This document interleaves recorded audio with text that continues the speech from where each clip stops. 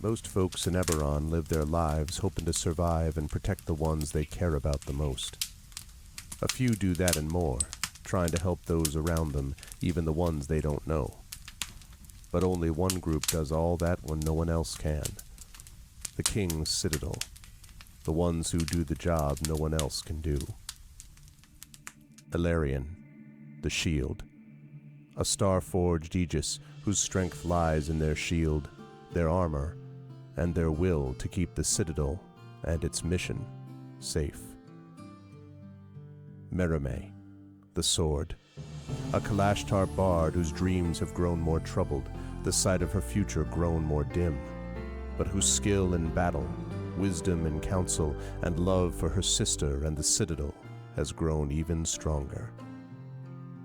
Tantan, the Brain. A dragon-marked human artificer whose jovial demeanor conceals a deep curiosity, razor-sharp intellect, and long memory, with knowledge of what he did for the last war, and what he can or must do for the next one. Nisiana, the Heart. A dragon-marked halfling healer whose love for her sister is matched only by her desire to help and heal the members of the Citadel, even as the threats they face grow stronger and stranger, and even if she herself can't know where the next path might lead. Rowan, the Wild Card. A human wild magic sorcerer who's played a dangerous game for most of his life. Now he's gone all in to save his friends. But will he have the chips to pay if his bet is called? These 5 elite operatives came together to aid the salvage outpost of Salvation, where the Grey hovers nearby, a threat and a promise. With the Oracle of War, they found an artifact powerful enough to end a war, or begin one. They traveled to Sharn, City of Towers, and started to unravel the Oracle's mysteries while stopping assassination attempts from the Emerald Claw and the Nation of Thrain. They found Sky Blue, the daring thief somehow tied into the ancient draconic prophecy, and stopped the Claw operative Erulin Karnak before traveling back to Salvation and into the Grey to take down the repurposed Conclave outpost, repel a war-forged invasion, and take the fight to the Lord of Blade's secret fortress, Razorcrag. They found an elemental forge of great power and rescued both hostages from Salvation and the maker of the Oracle of War himself. But the cost, and Braelish soldiers and the mighty floating fortress Argoth taken by the Lord of Blades himself, was high. Now the King's Citadel must widen their world, traveling to the neighboring countries of Karnath, Thrain, and beyond. They've saved Salvation, navigated Sharn, and neutralized Razorcrag. But can they learn the Oracle's secrets, unmask the Emerald Claw, and stop a war? Only if they remember that in the end all they have is each other and the King's Citadel. Long live the King. Welcome to Eberron. Welcome to Corvair. Welcome to the world beyond Salvation.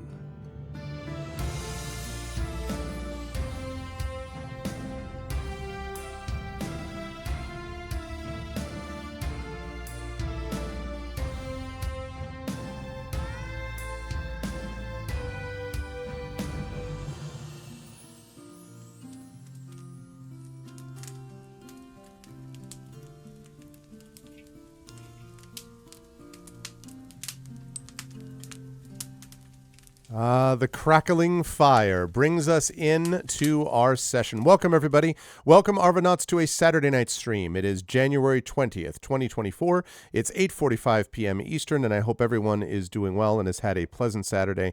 I had a very enjoyable Saturday indeed, as I was able to be a part of the party for my daughter's 16th birthday. My dear daughter, little Arv, who is the light of my life and is just an absolute joy. We had a wonderful time with a murder mystery party that she put together, and I'm happy to say that the murder mystery game that I played when I was a kid, it came to good use. It was a 40-year play, but it's still, we managed to get it to work again, and it was a great time with her friends. She had a wonderful time, and she's a great kid, and now she's 16, and so, my goodness, unbelievable.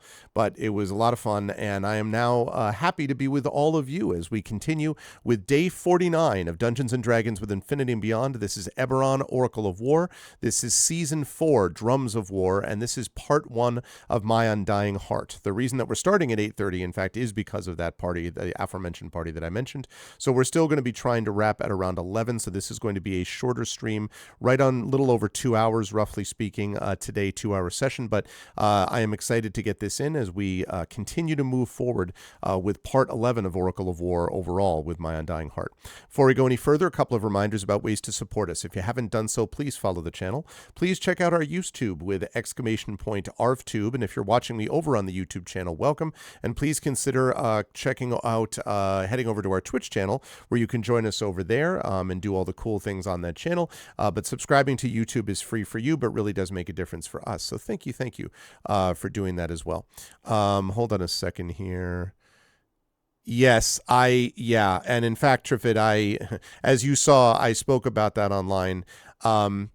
There are huge issues with the administration of the Hugos right now and the opaqueness with which it's arranged. I won't get into that right now. I may speak about that at some point, either after the session tonight, maybe, or I might speak about it sometime next week. But yeah, it is enraging. It's completely unacceptable. I also have thoughts about why Worldcon where it was this year. And so, anyway, regardless, I am totally with you about that. 100% agree. It was, I feel very bad that those folks are dealing with that. So the YouTube channel that I mentioned before, Discord is !ArvCord, Twitter is !ArvTweets, Blue Sky, !ArvSky, website is arvineleron.com. Financially, !ArvShop is our merchandise area, !ArvTreon is the Patreon. Those two things really do help support the channel, so please do consider doing that because it would really help us out. And also gives you cool stuff for yourself and various channel goals. So it's a win-win-win-win. It's a win for the channel, win for you, win for the different people in the channel as well. So all of that is helped by that support. And subbing to the channel or resubbing to it does the same kind of thing in terms of being helpful. So please consider doing that because that would really help us out too. And you get those also inspirations and custom sub badges to use on Twitch too with that, and inspirations with the Patreon as well. On the publishing side, !Icarus, my graphic novel from Athos Arts. !Library is my Tales and Tomes from the Forbidden Library. That is my 5e adventure and sourcebook from Alligator Alley Entertainment. And the second adventure in that group, which is called Return to the Forbidden Library, is what we will be doing, returning to the library this coming Friday, January 26th. It's less than a week away now at the Klein Memorial Auditorium in Bridgeport, Connecticut. I'm very excited about this. It features players Brandon Crilly, Carlos Hernandez, C.S.E. Cooney, Zach Clay, and Madame Petrosino. 4 of those folks are the same. Brandon is the only one who's different this time, and they will be in front of a live audience watching that, and it's a free-to-attend event. It is sponsored by the Bridgeport Public Library. We will have a new video for that. We'll have music for that, all that kind of good stuff. And there will even be some stores ahead of time, so I'm very excited about that too. We'll have some stores and bookstores in the lobby. It's not a huge thing, but we'll have four or so of them that'll be selling some merchandise early on. So it's just a very cool event. And it's, listen, right now it's like 19 degrees outside and it's freaking cold as heck. It's going to get warmer next week, but still, Friday night, January 26th, what else are you going to do? Like, this is a cool thing to go to and be a part of. And so doors open at 5 p.m. Eastern. And then the event itself starts at 6 p.m. So I hope you will join us for that. I will be live streaming it as well, although I don't know what the live stream setup's going to be. I know that the Klein will be live streaming it. So that's one opportunity, but that's paid. And then you folks can also watch it live streamed myself, and I just don't know yet exactly how I'm doing that. We will see. I may or may not, depending on who comes, I may have someone else that I trust actually running the sort of live stream from the audience, as it were. So we will see how that goes. I haven't decided totally how we're going to do that, but I will figure it out by the time Friday rolls around. So I hope you will come to that. And that second adventure, Return to the Forbidden Library, which is the sequel to last year's, you can find that in that !Library link. !Grayshade is my Gray Assassin trilogy universe. First 2 books in the series, Gray Shade and Renegade, are out already, as is the Gray Shade audiobook from our very own Trent Sparks.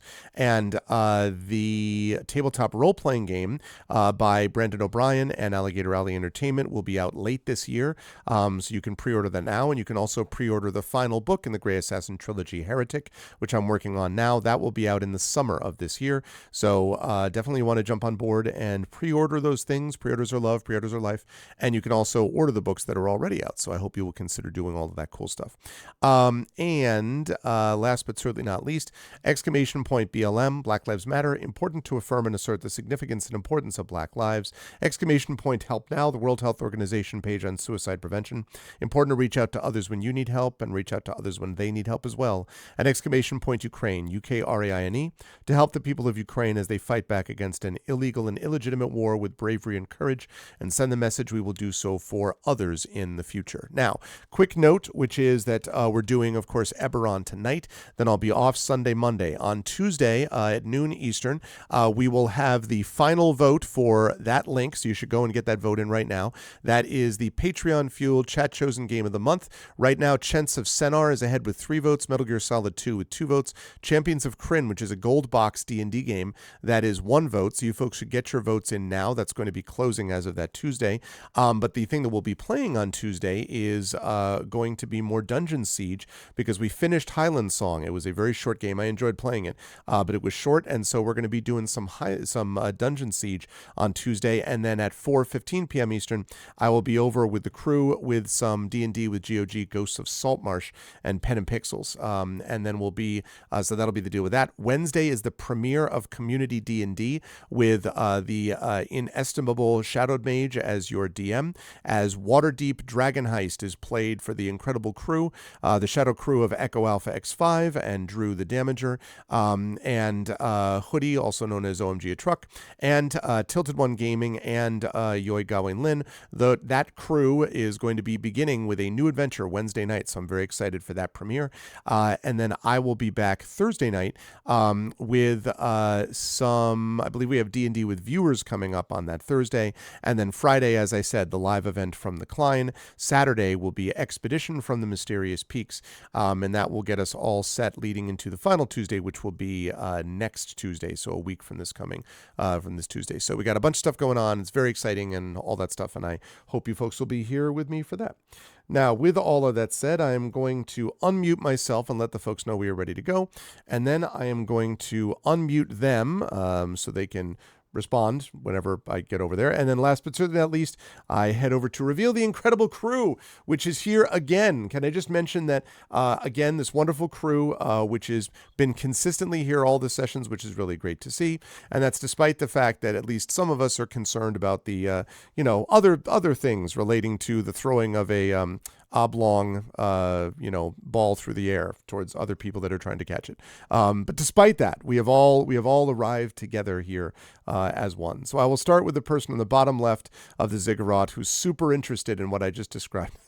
And that, of course, is Trent Sparks, who is repping. I have my old, underneath this shirt, which I needed to have on for the murder mystery, I'm repping the old Infinity and Beyond shirt. The other one is currently in the laundry. But Trent is repping the best bad idea we've ever had, Eberron King Citadel crew. So thank you, Trent, for doing that. Oh, this old thing? Yeah, that old thing. It was just something I had laying that I decided to throw on, well, I thought my understanding was that we were all at some point going to do a reveal with all of us wearing it. And that's what I would like to do. I need to set that up ahead of time and have us. But I think all of us, I think each of us has worn them individually. I think that's true. By this point, so I'm like, all right, fuck it, it's my turn.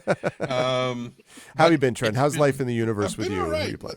My problem is, I don't know if it's going to come through on the camera here, but this light colored patch right here. Yeah. It's been sitting under my windowsill, and I think it got sun bleached in the Oh no! Oh my God! Oopsie. You're gonna have to take it and just hang it up in the sun so the whole thing gets sun bleached. And tape over this part so it doesn't, just a big black piece of construction paper will look super pro. Right. Okay. Absolutely. Anyway, I'm Trent Sparks. I'm a voice actor, and apparently like unbelievably busy audiobook narrator on one book. On one book. You know, The single book. So the book that I've been talking about every time that we go live with the thing, and the one that I will put the link in chat right now, right now is I don't know. Do you want to do that? Like maybe you do that, and all of a sudden the gods of fate are like, "Oh, really? Kapow!" Well, here. Too late now. Okay, that's true. Anyway, yeah. So apparently, depending upon what site you purchase it from, they concatenate their files at different lengths, or maybe somebody's one of the people who was publishing it to the site, their internet hiccuped and the file cut off. We don't know what happened, but like one of the stories that I was narrating cuts off at like 22 minutes instead of the full 29. So we're fixing that, and it's all coming together. But then I got another request from the guy who basically hired me to do the thing, saying, hey, so apparently this other site, you know, if the files are too long, they break them up into smaller segments. So I need you to record some more stuff. It was just like 4 words, so it's not really a big deal. But it's like, I thought I was done. Make it stop. You cut to trend being like, every time I try to get out, they pull me back in, you know, like every time. Exactly. But I'm sure that will not happen with anything John ever asks me to narrate. No, Of course not. No, definitely. One and done. That's one take trend. That's what they call you. Like just one, you know, like. Yeah. So I'm playing this guy who's a little bit, you know, upset. A little verklempt, just a bit. Yeah. Just a touch. His name is Miatentin Tagashaw of the House of Cannith, the House of Making. He is a dragon-marked human, so whenever he does his works, these big dragon tattoos on his arms start flaring, and yeah, he's real happy to be who he is right now, and where he is right now. It's just awesome. And he has a Meccano good boy named Spanner, who is just sort of standing there. Yep, just hanging out. Yeah, I'm going to be very interested. We're going to be starting right in the midst of that, actually. So that's going to be awesome. It's always a pleasure to have Trent with us. Just quick note, thank you, Arendt, for the Prime sub, 45 months of support. Thank you. It's good to see you, Arendt. I hope all is well. I hope you're staying warm out there in the frigid Midwestern vibes and all that. He's fine. But thank you, Arendt. I appreciate it. Always a pleasure to have Trent with us, and also a pleasure to have the amazing Marie Bilodeau with us. Good to see you, Marie. How is life in the universe with you and everything? Is it 700 degrees below zero? Because it's cold where I am, so it's like normal cold for Canada, more cold for Canada. 700 Celsius, or I think it's normal cold now. Okay. For my region, which is around minus 30 Celsius, whatever that is in Fahrenheit. That's minus 800. I just want to be clear. Thereabouts.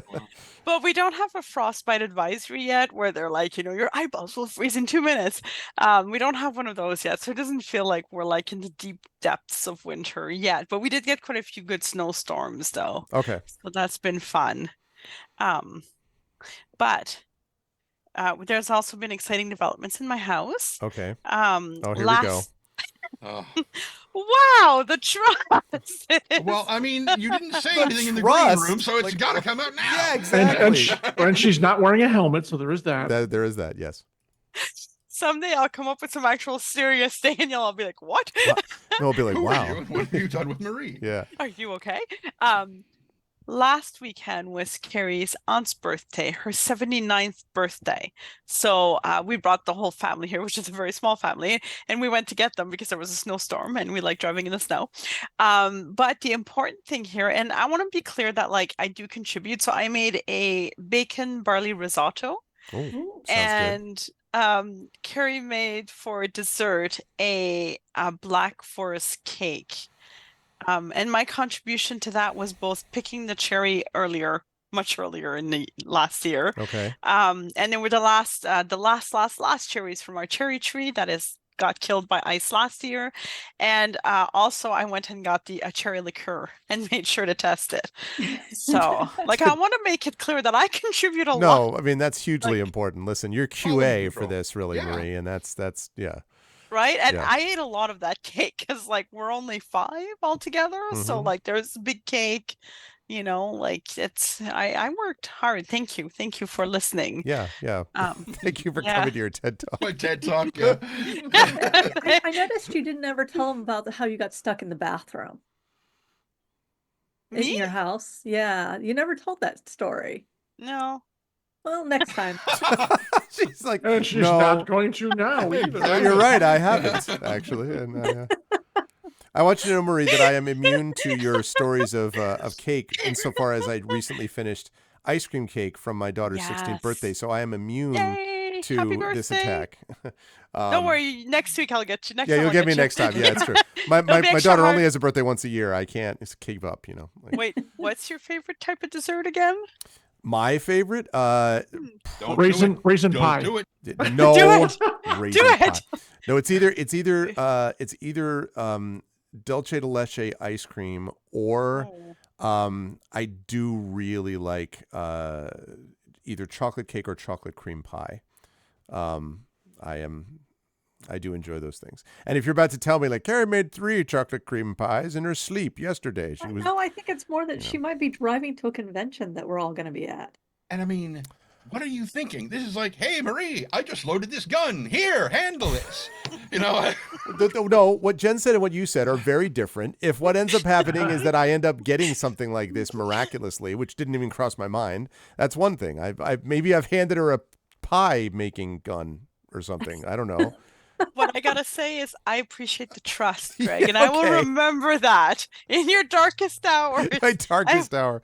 Oh, I'll need it, probably. I will remember that you like chocolate cream pie a lot. She will tell you about all the ones that have been made that you don't get to enjoy. I will FaceTime you so that you can enjoy me watching it, eating it, because I'm here for you. Oh, that'll be great. That'll be great. See?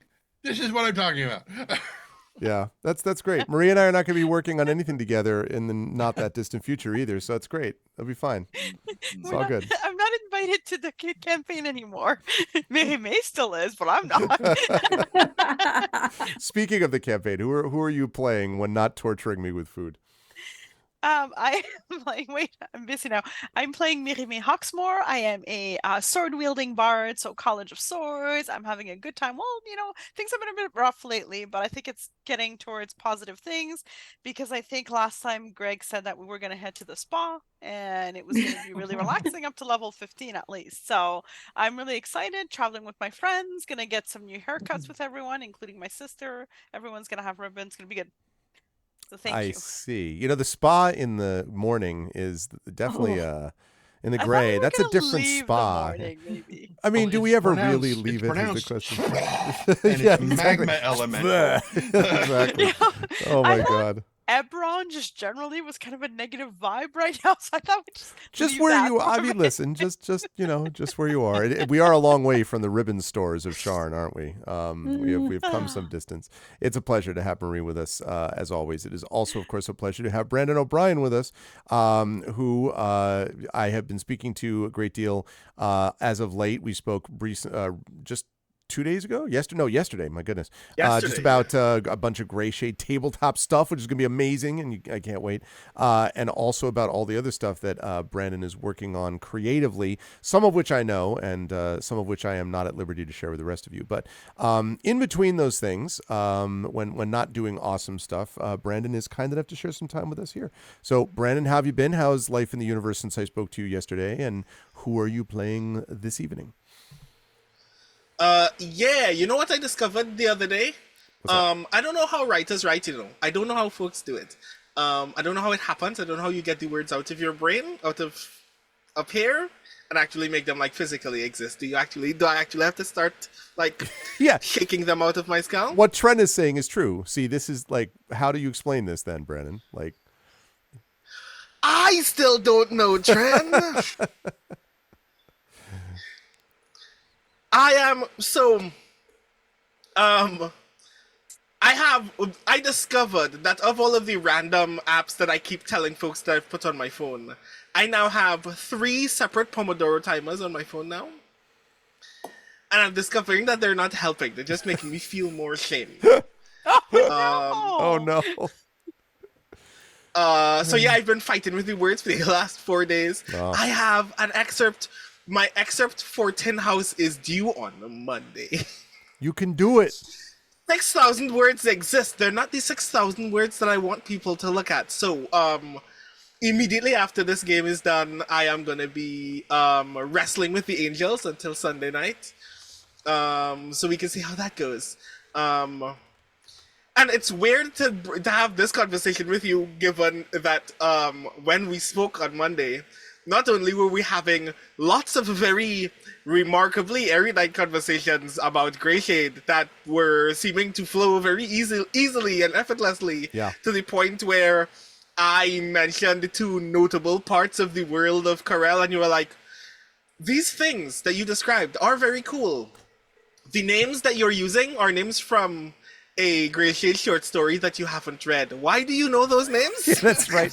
That's totally true. I was like, how do you, because it was weird because it was not, it's like not, it wasn't, the thing that was being used was not relevant, was not the same thing as what is shown in the story. So I'm just like, how did you, and I was like, this name is in my notebook. Did you tell me the thing? I don't remember. And then you just forgot to share the actual, so that was delightful. Yeah. All of this to say, sometimes I feel very productive, and then I sit down to do the thing that I want to do, and it's like squeezing water out of a stone. Yeah.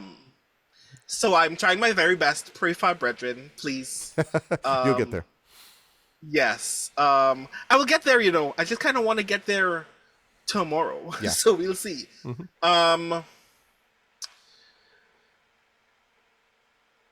Yeah, I feel like that's it. Hi, I'm Brandon. As you can see, Brandon is struggling.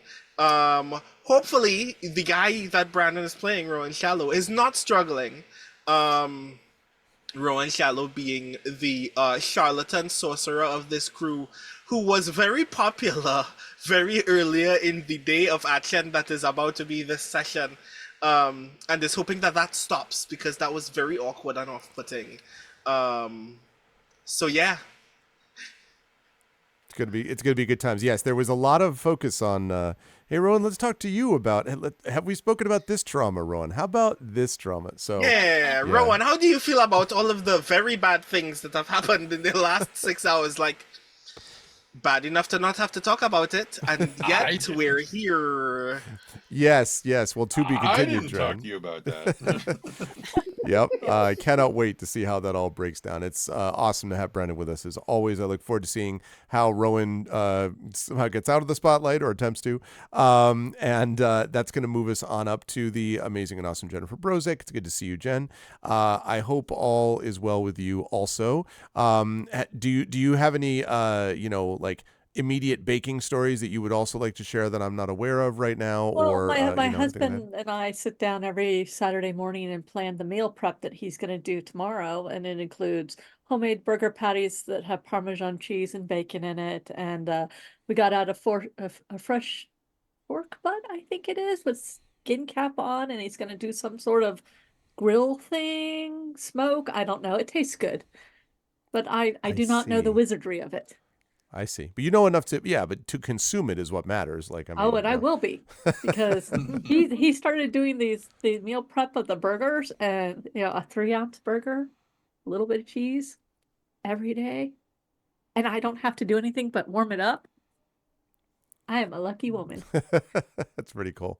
How otherwise, how are things with you and who you're playing today, Jen? Well, last week we had record-breaking cold, and my friend Shannon had a burst pipe that we had to run over to her house and help with the emergency. And now we're suddenly back into it's currently 42 degrees right now, which is 5.5 in Celsius, which is actually too warm for this time of the year. So yeah, we're schizophrenic, I think, is where we are. Otherwise, me personally, I am in novel mode. In fact, I am moving into deadline mode. And Brandon, I have some hints on getting words out of you. Like, I do this thing, Zoom co-working. We literally put Zoom up, and we don't really talk to each other except once every half an hour to see how we did. And then we set the timer and go again. This was a thing that used to be very helpful to me in the past. Our strange friends, who Greg knows very well from Speculate, would do this like once a month. But then it became very difficult to schedule because everyone other than me has a day job.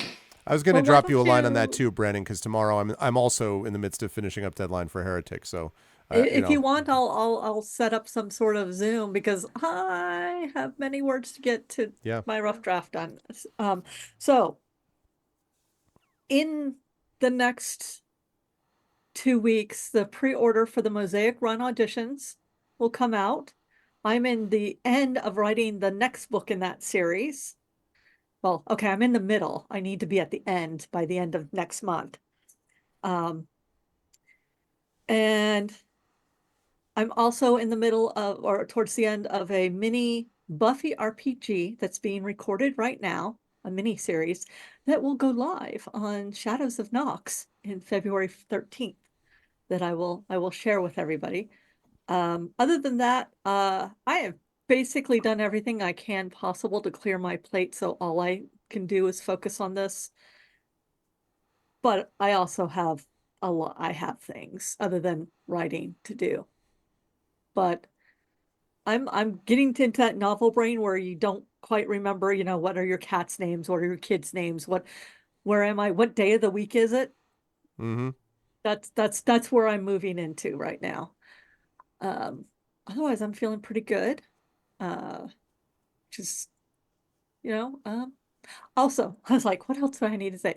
I am playing Nisiana Di Jurasco, the halfling healer of the House of Healing, favorite pincushion of the Emerald Claw. That's true. And unfortunately, the moment she does she's dragon marked, her swirling dragons that come out from like a circlet come out in like a 10-foot circlet and stick around for like 10 minutes because, we're She's fun to getting be up there in around. levels. And I was like, here, shoot me now. I'm right here. Yeah, yelling out, "Guess where the healer is?" Yes. Yep. And she just got off the same thing that traumatized poor Mia Tanton, but she was looking at it in wonder, and then fortunately she did not in fact say the thing that she thought she was going to say because he kind of had a breakdown. So we shall see what happens there. Yep, it's going to be interesting to see how that all breaks down, so to speak, and hopefully picks back up and not just breaks down in just a minute. But it's a pleasure to have Jen with us as always, and it is also, of course, a pleasure to have with us the person who has sacrificed his Packers watching time. Although I do have to note, now wait a minute, let me not speak out of school, that as we speak, the Packers are trailing 7-6, so it's a very close game, which means by the rule of sports law that they are staying close so long as you play Dungeons and Dragons with us, John. So I think that's really what's pushing them over the top, is not their quarterback play. It's really your D&D play that's really pulling this through. So how are you feeling about things in general, John? How are you, and who are you playing tonight? Well, when I was sneaking away while you were doing the intro and stuff, I saw they apparently dominated the Niners in the first quarter, but still didn't come away with the points because they're having trouble getting to the end zone. Oh, but 6-7. Look, the season is great no matter what. We have our franchise quarterback. We once again owned the Bears and the Cowboys. Always a pleasure. And the next 15 years, the NFC North is gonna have to suck it again. Let's see. Since we all talked about weather. Right now it is -2 degrees here. That's only Fahrenheit, though, not the ungodly Celsius of -8 gazillion in Canada. But we have a wind chill advisory until like noon tomorrow or something like that. So yeah, and then finally our cold snap breaks and starts getting back into the 30s by Monday. So I'm looking forward to that because we've literally stayed like the entire week inside. But yeah, things are good. It's January and things are moving. We're moving along. You've got things moving along. I've got things moving along. Everyone has things moving along. Incredible. Except for Trent, who's moving backwards in his thing. yeah. But he and I have to talk at some point. I have to kind of map out, I have to map out his year too, because I got to find out where he's at with things and what's going on and all that. California. In terms of your work projects. Oh. Yeah. I know where you are. The little sigh, though, is so appropriate for people who have known Trent for quite a while. They're just kind of like, no, I speak here of this. No. Yes, and then we're still stuck in this abominable carnival. going to be interesting since we're apparently staying the night here, which is going to be even more interesting. Mm-hmm. I am playing Alarion, a Starforged Aegis, which has been a lot of fun playing with these folks, all of them, and I look forward to seeing what happens this evening. Well, and let us get right to it Quick- then. Quick. Yes. You mentioned that playing D&D is what's making all of the sports stuff for him work. Yeah, it seems logical to me. I see a total link. Yeah. I take issue with that because as often as I have played D&D, the Sharks have never won the Stanley Cup. So, Well, It doesn't work for hockey. It doesn't. It's not America's sport, sir. Wow. I mean, listen. Don't you say that in the Seattle area with the Kraken? Yeah, Kraken, which still my is the God. greatest. That's true. Which is as close to a D&D mascot, incidentally, as you're likely to get. Like, I mean, other than true. I know there are things called the dragons, but I mean, this thing literally has a projected Kraken on the ice. Like, it's pretty, pretty baller. All I have to say. Go ahead.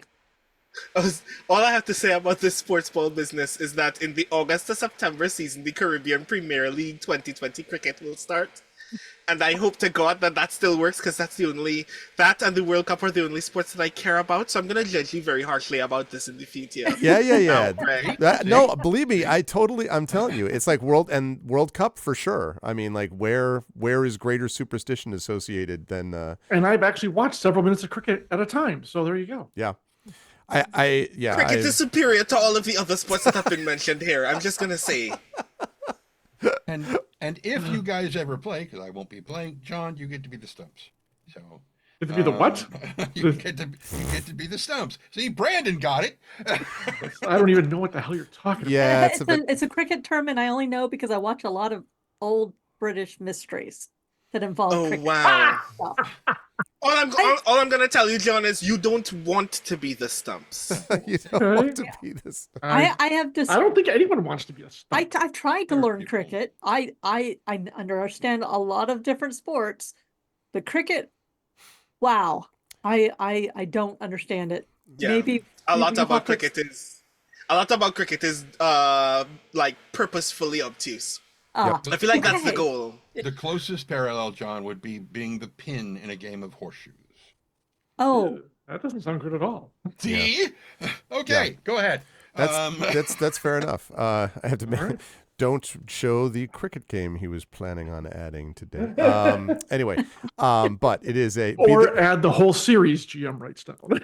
There you go, Light and Passion. Be the wicket keeper. We'll have a great view of the stumps. Yeah, absolutely. It is a great pleasure to be with this crew. And let's get rolling. In our last session, as I fire up a little bit of music here, let's go with some Lonesome West.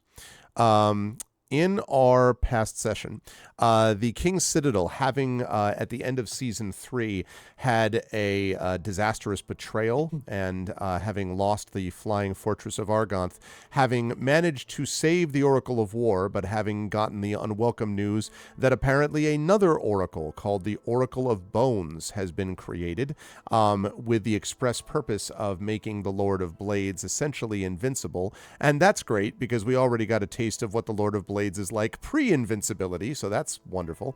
So the King's Citadel had all of that to deal with, not to mention the loss of a number of good, braveless soldiers, good people. So they were left kind of on their own to trudge slowly back towards salvation through the gray.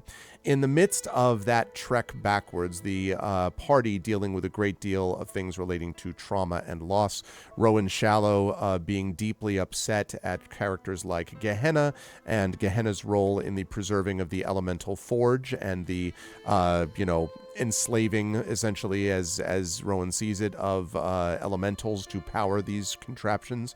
So there was that.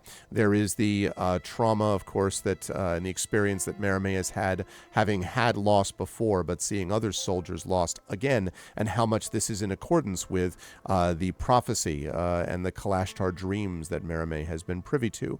Nisiana, who's seen a lot of stuff over the last week, 2 weeks plus, in terms of the amount of healing and death that she has had to contend with to keep people alive. Alarion, who, despite the strength of their shield and the strength of their armor, increasingly feels as if in some ways they are how much can they protect? How many people can they save? How many people can they, stop from, running roughshod over the rest of people that are worth saving?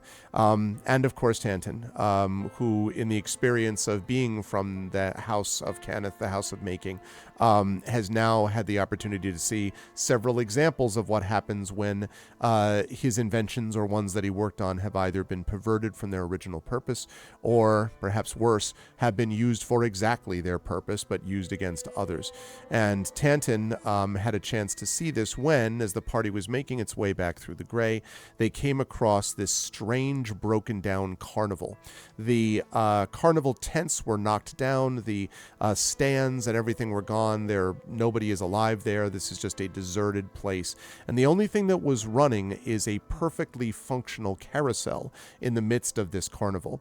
The members of the King's Citadel, I know that Nisiana and Tanton and Rowan, I don't remember if Marimay rode it. I don't think so.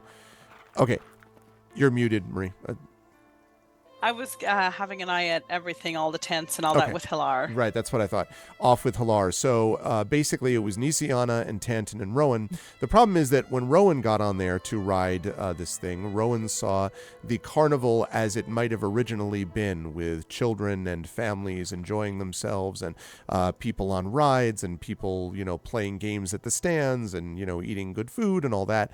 And then seeing the onrushing gray mist as the morning approached, and hearing the horrific screams and the losses of the people. That was obviously devastating for Rowan to have to watch. It was the fall of Seer, but it was not as devastating as it would be to Mia Tanton de Cannith of the House Cannith, who, of course, is from Seer and had never seen this experience, was not there when it happened, but knows what it's like now, and has had a chance to see it for himself. And as we ended our last session, the party had just seen, and I think everyone, I'm not sure, I think Marimay was making her way back with Hilar, but certainly the other Nisiana, Larry, and Rowan, and the NPCs with you, all had a chance to see as Tanton, and I want to make sure that I get this correct, came off of the carousel, sort of screaming and sobbing in horror, and then fell to the ground. And it was, I believe, at that point that we brought the session to a close. And so that is where we are going to pick up, with Tanton just sort of sobbing there on the ground, Spanner standing motionless, and the rest of you seeing Tanton in this state. What would the party like to do?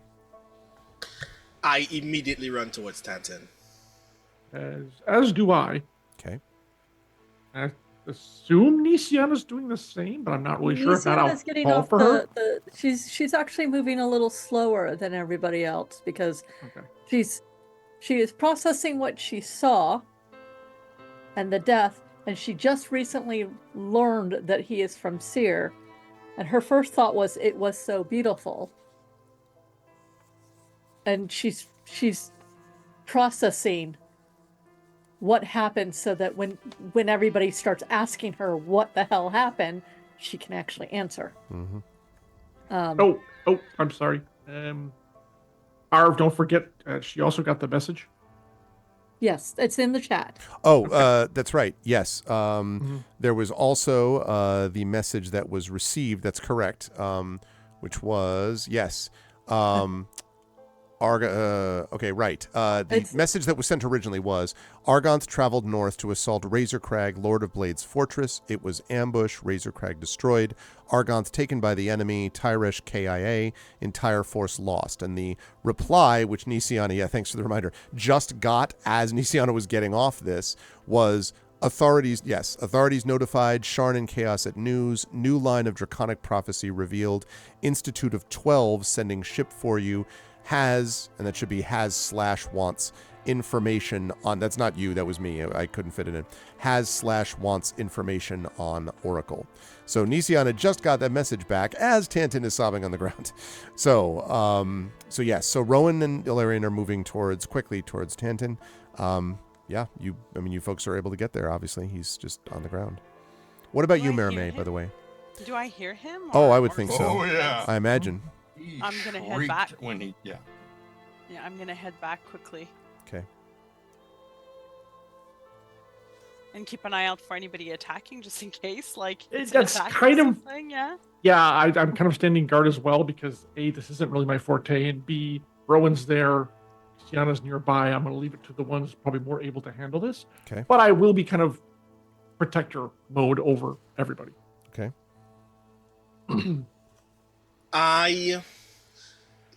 It's very obvious to like if specifically Nisiana or Merime were to notice, they would notice that I'm like, I have no idea what is actually happening here.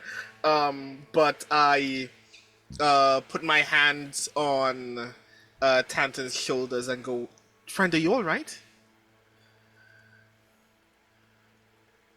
You're muted, Trun. I think. No, he's not. no, He's no, just I not just talking. Yeah. wasn't. Okay. I He's wasn't. emoting. Oh, sorry. I beg your pardon. No, Acting. There are no Sorry. words. Don't take me away from my moment. Jeez. Sorry. He to say that he's sobbing is not nearly impactful enough.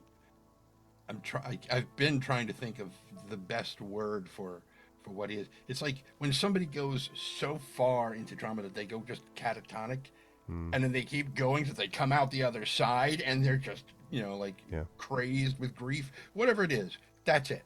And he's just literally inconsolable. He's just laying there. Whatever the most intense word for sobbing you can think of is. So he doesn't respond at all. And then what Nisiana will say is, "Let him grieve." And then she looks at her sister for the connection so that she can repeat the message because she doesn't want to forget it. Okay. And we'll memorize. So she repeats it twice to you because she knows you can remember it, but everybody watching can see her mouth moving. And Rowan, you can read lips, but you may not be focused on her lips. You may be focused on your friend. But that's all she said to you is let him grieve.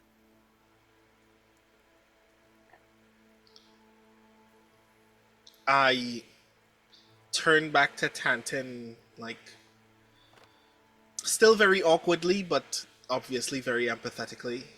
There. And just kind of There. like I take your hands in my hands and just kind of stand there with you.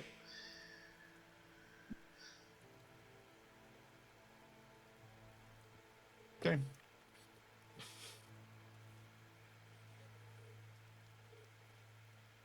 And then I will, once I'm sure that Merime has the message and I don't have to focus so hard keeping it in my head, I will say to, I'll just basically say we saw Seer before and then the fall.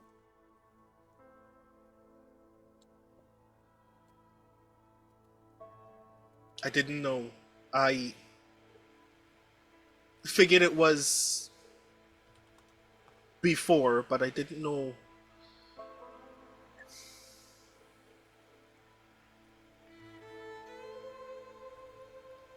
This is what he's lost.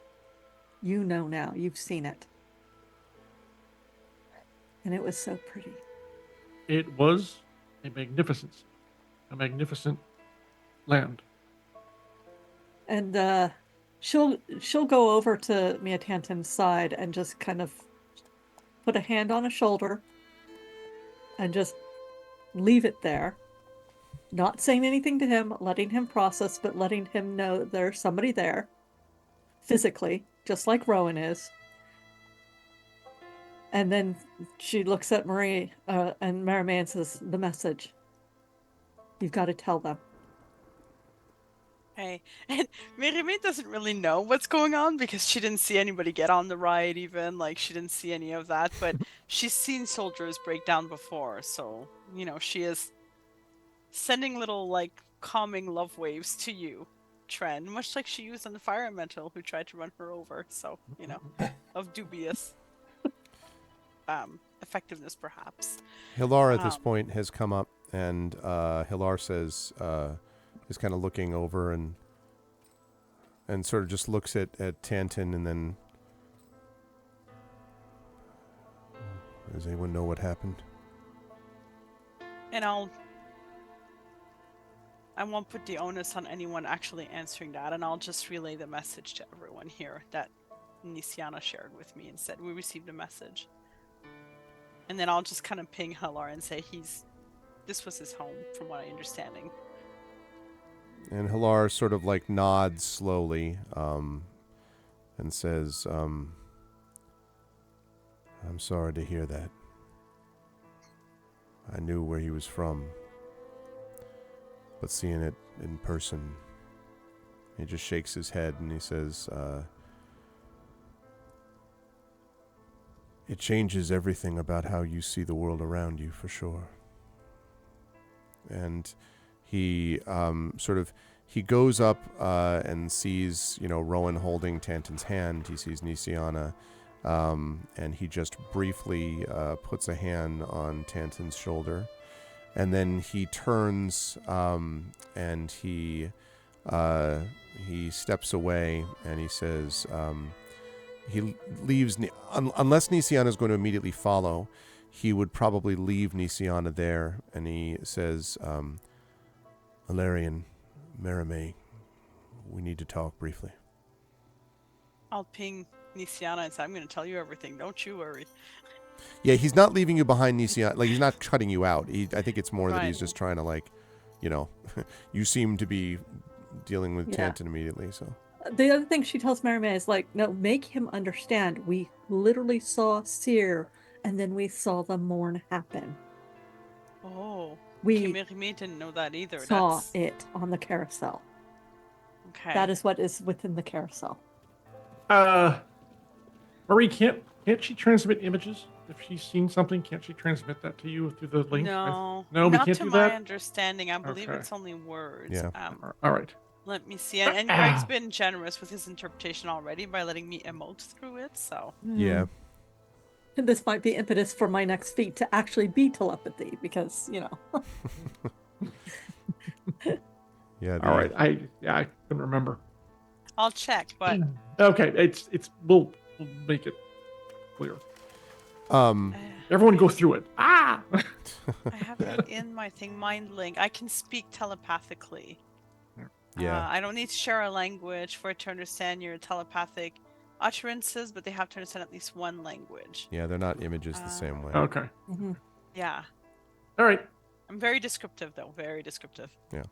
It's not a Finger direct saw. not a direct scan. I'll Bluetooth it to you. Okay, so Hilar steps a few, moves a somewhat short distance, but enough of a distance away, and specifically asked for Merime and Alarian, but again, Nisiana is not shutting you out if you want to go. He's leaving Rowan behind, who's holding Tanton's hand, obviously leaving Tanton. So you can come if you wish, Nisiana, but I didn't know if you were staying. No, I'm gonna look at Rowan and see if he's got any idea. He's known Mia Tanton longer than I have. Any way we can help. I mean, I know he needs to grieve, but basically, now what?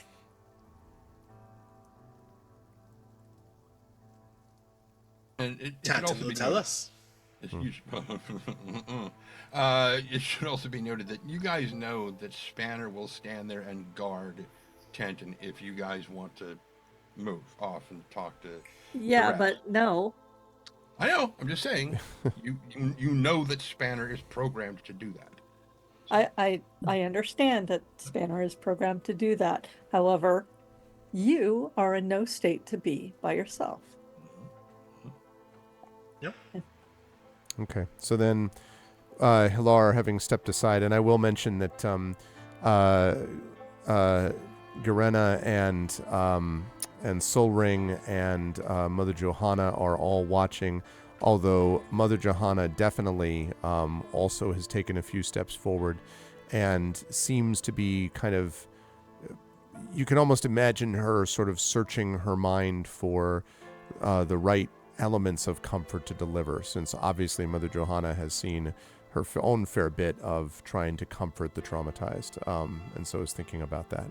But Halar takes Merime and Ilarion aside and says,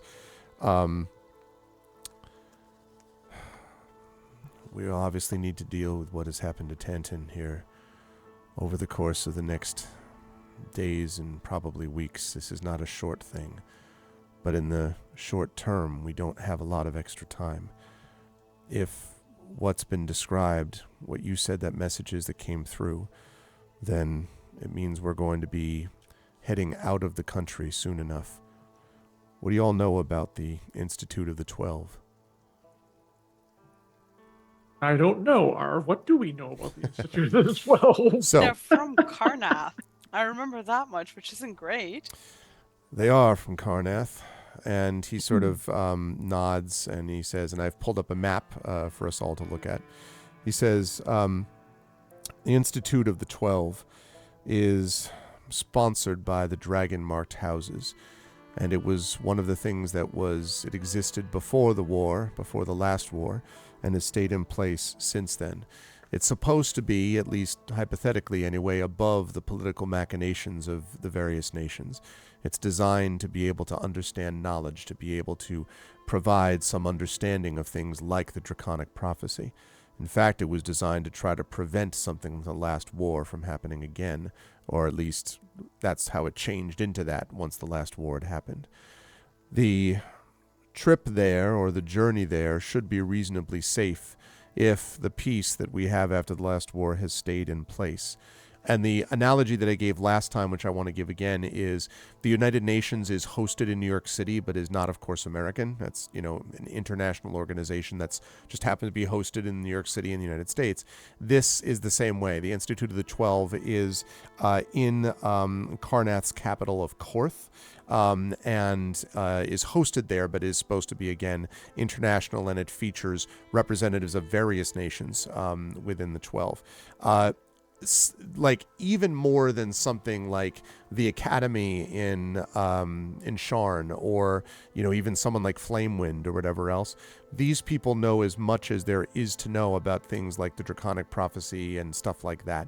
And the fact that the 12 have called for you to come and speak to them is significant in a number of ways.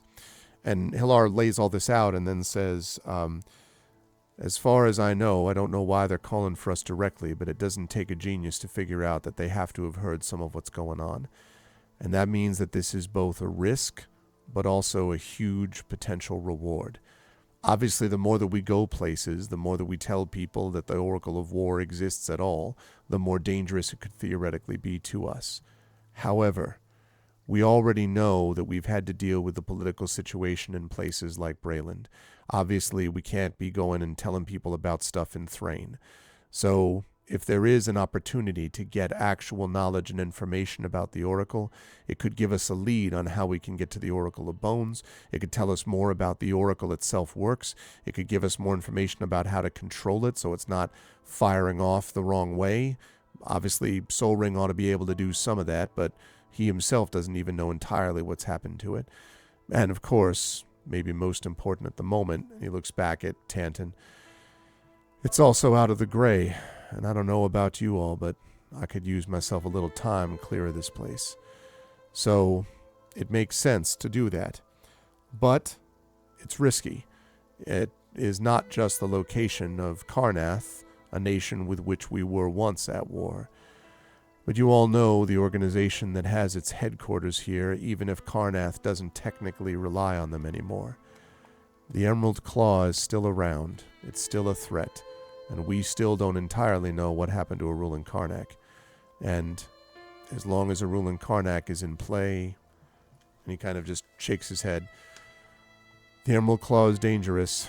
Karnath itself was never as afraid of using the undead as some of the others were. And I think I mentioned this last time, but in the last waning days of the last war, Karnath became so desperate that it began to use undead in its forward forces in a way that a lot of the other countries just refuse to do. And it's still to this day is kind of from what you know, I mean, you haven't like hung around Karnath a whole bunch, but from what you know of it, it's something which is hotly debated even now among the people of Karnath, many of whom are deeply ashamed that was done, and who basically look at anyone who traffics with or deals with the undead as being like the worst cruelty, like the worst kind of, awful creatures, humans that could, or whatever, that could do something like that. And then there are the other groups who are kind of like, Karnath for the Karnathians, like, did you want to get taken over by the other countries? Because what else were we supposed to do? So there's still a back and forth a little bit about that country, but it has publicly now forsworn use of necromantic arts. It has publicly forsworn use of the undead, and it has publicly pointed a lot to, we're hosting the Institute of the 12, and they're independent, and you can trust us there. So publicly, Karnath has tried to distance itself from its actions in the last war.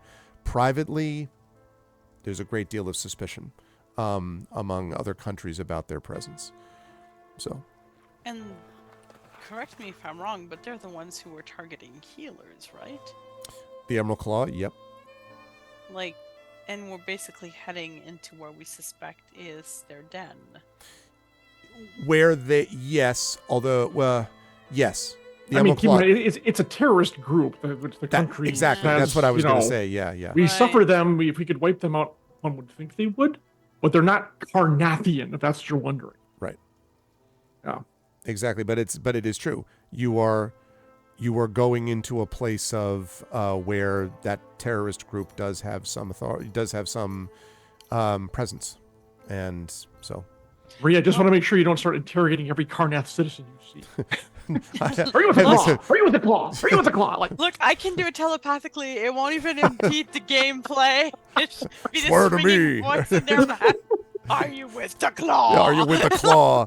Every time, but just telepathically only. So she just does it's like in Fellowship of the Ring when Galadriel in the film when Galadriel does the like one who was seeing the eye. Like no, I mean the part where she opens her eyes telepathically and she's giving Frodo the message, and she's like, how about you? One who was seeing the eye, and like the eyes flash up.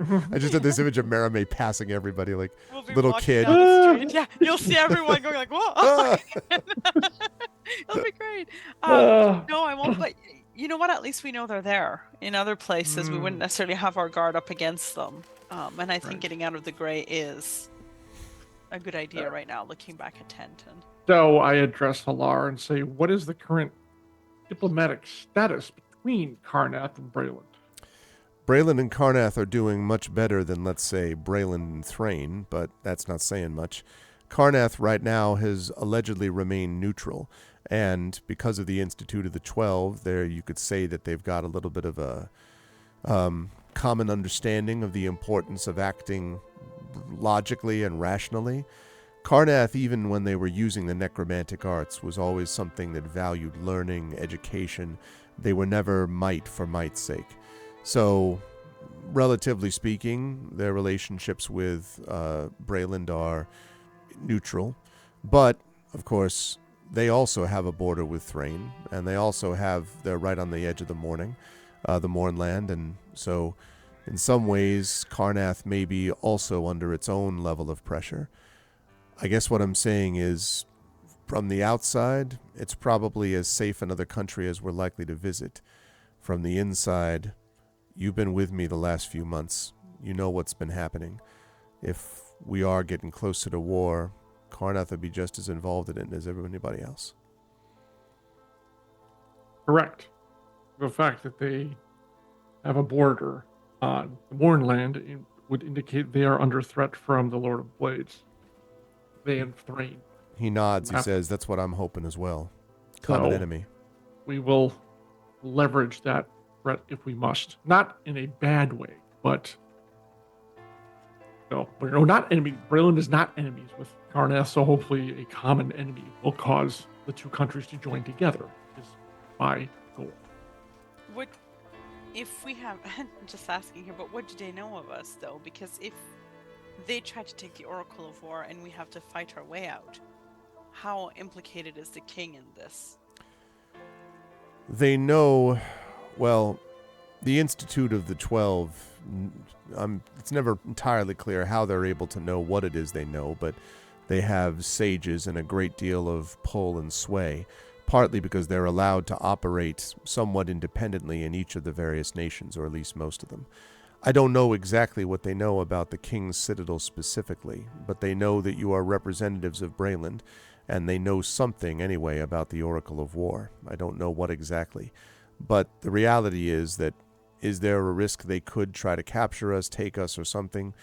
It's possible, but if they're sending one of their ships to bring us there, if they've told the official channels back in Brayland, the last thing Karnath wants is for Brayland to level their whole army and get us right back into the war that we started.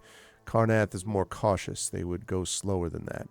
Of course, if they knew what just happened to a quarter of the Braylish army, and he sort of shakes his head, best not to think of that part.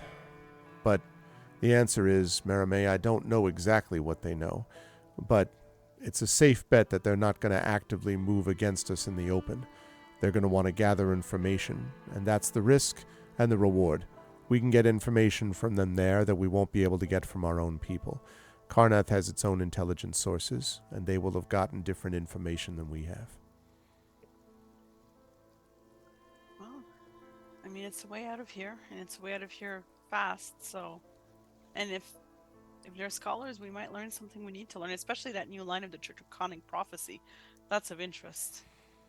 He nods and he says, I agree, but you'll also have a chance to rest and recuperate while you're there, and you might be able to gather some information even from representatives of your houses.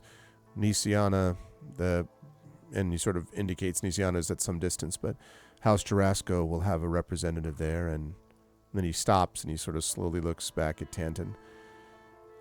And House Kenneth as well, if Tanton is interested in following up with that.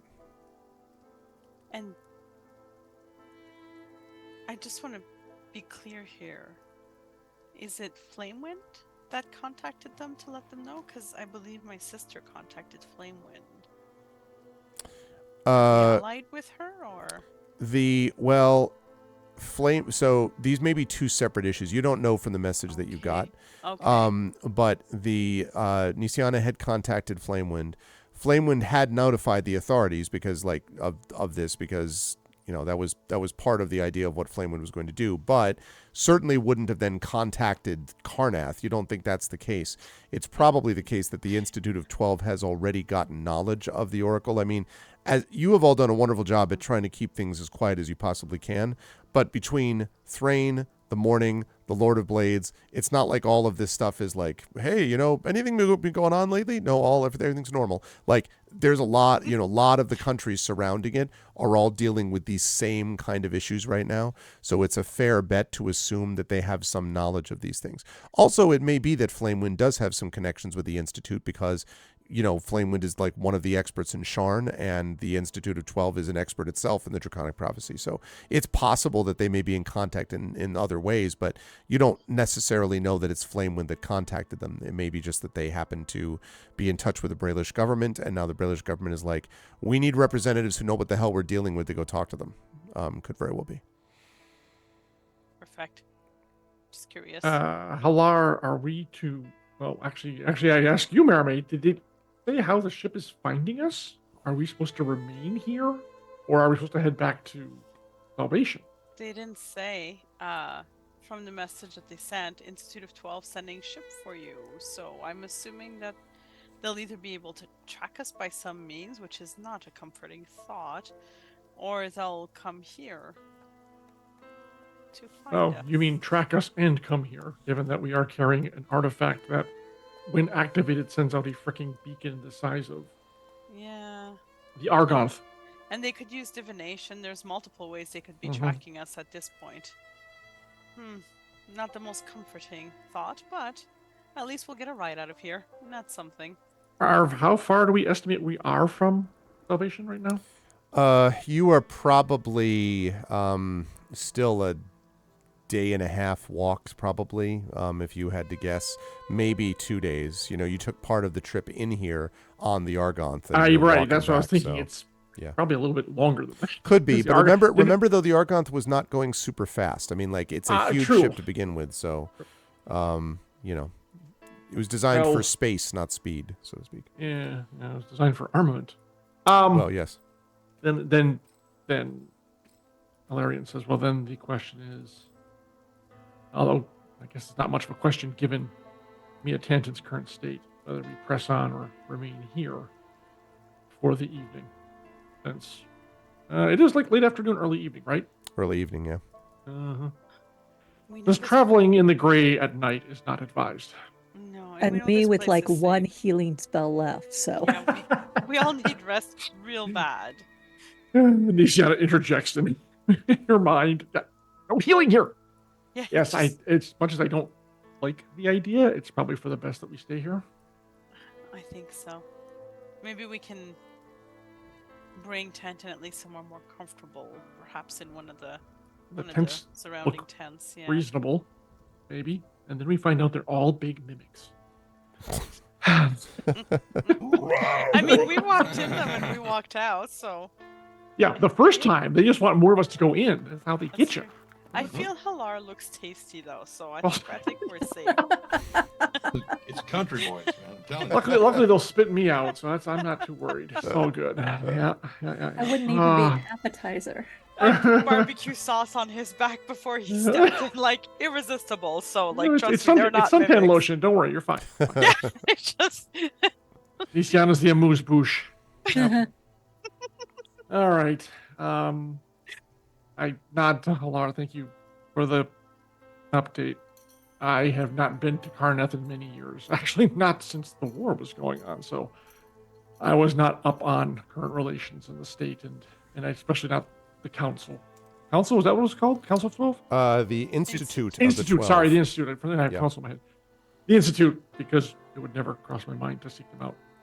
So I appreciate the information. And of course, as always, we will be on our guard.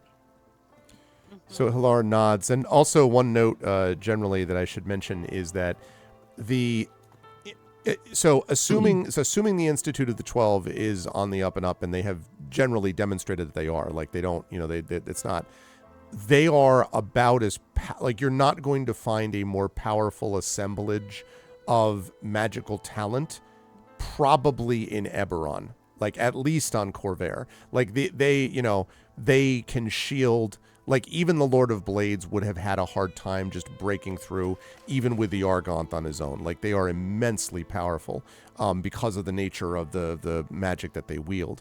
So, and the other thing is, because they are composed of various national, origins in their group, if you attack the 12, every nation is angry, right? Like, every nation gets pissed off.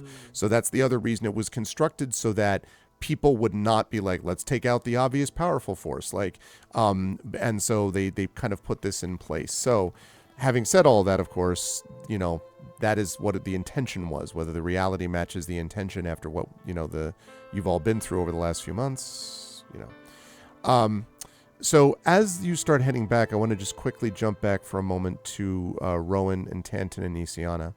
And Mother Johanna has come over and has kind of kneeled down and has not said anything, Tantan, but has put a hand on your shoulder, and you can't hear the whispering exactly, but and I don't want to assume for you what Tantan experiences, but I'll put it this way. If Tantan had felt the sort of, if what is staying with Tantan is the roaring of the screaming of the people, if that's what was happening, the touch would tend to mute that sound.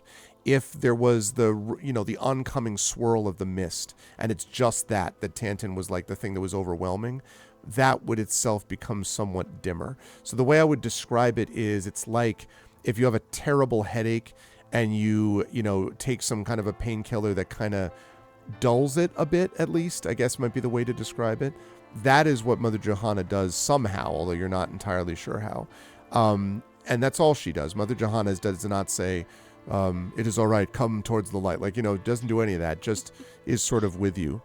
And as she has her hand on your shoulder, I'll allow you to say anything or not to her as you wish. But I do want to say quickly that she says quietly to Nisiana and to Rowan, she says, you probably both know this is a deep, fundamental trauma that he is experiencing. And so this will be a difficult path back.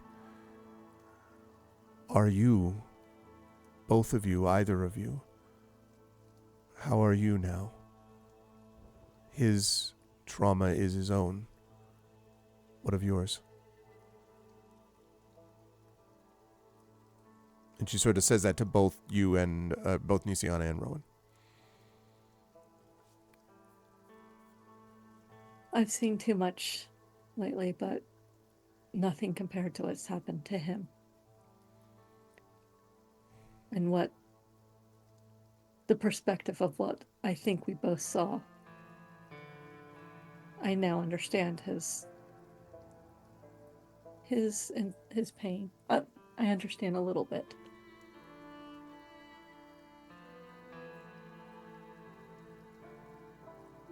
I look at Rowan. This entire time, I am just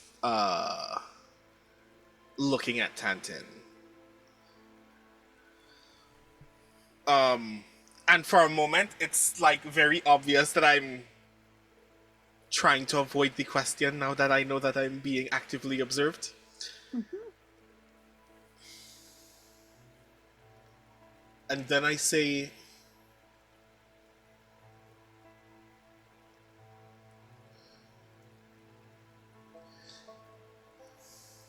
it feels sometimes like you're living in a world where there's a time before destruction and then it's just after.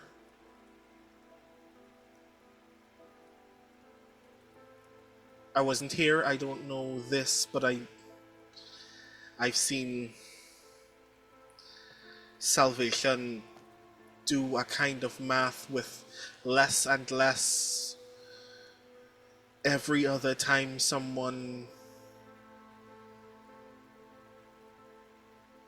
every other time someone rolls in with some new mission for the war.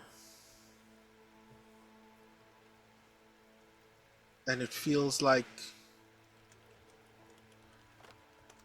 I've just seen that line be drawn in time between the before and after.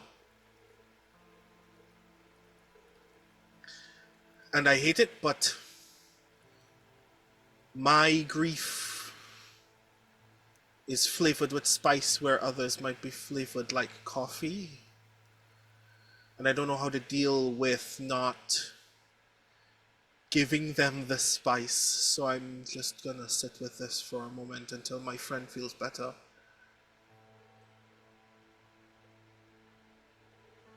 And Mother Johanna sort of nods slowly, and she says, "That is as it should be.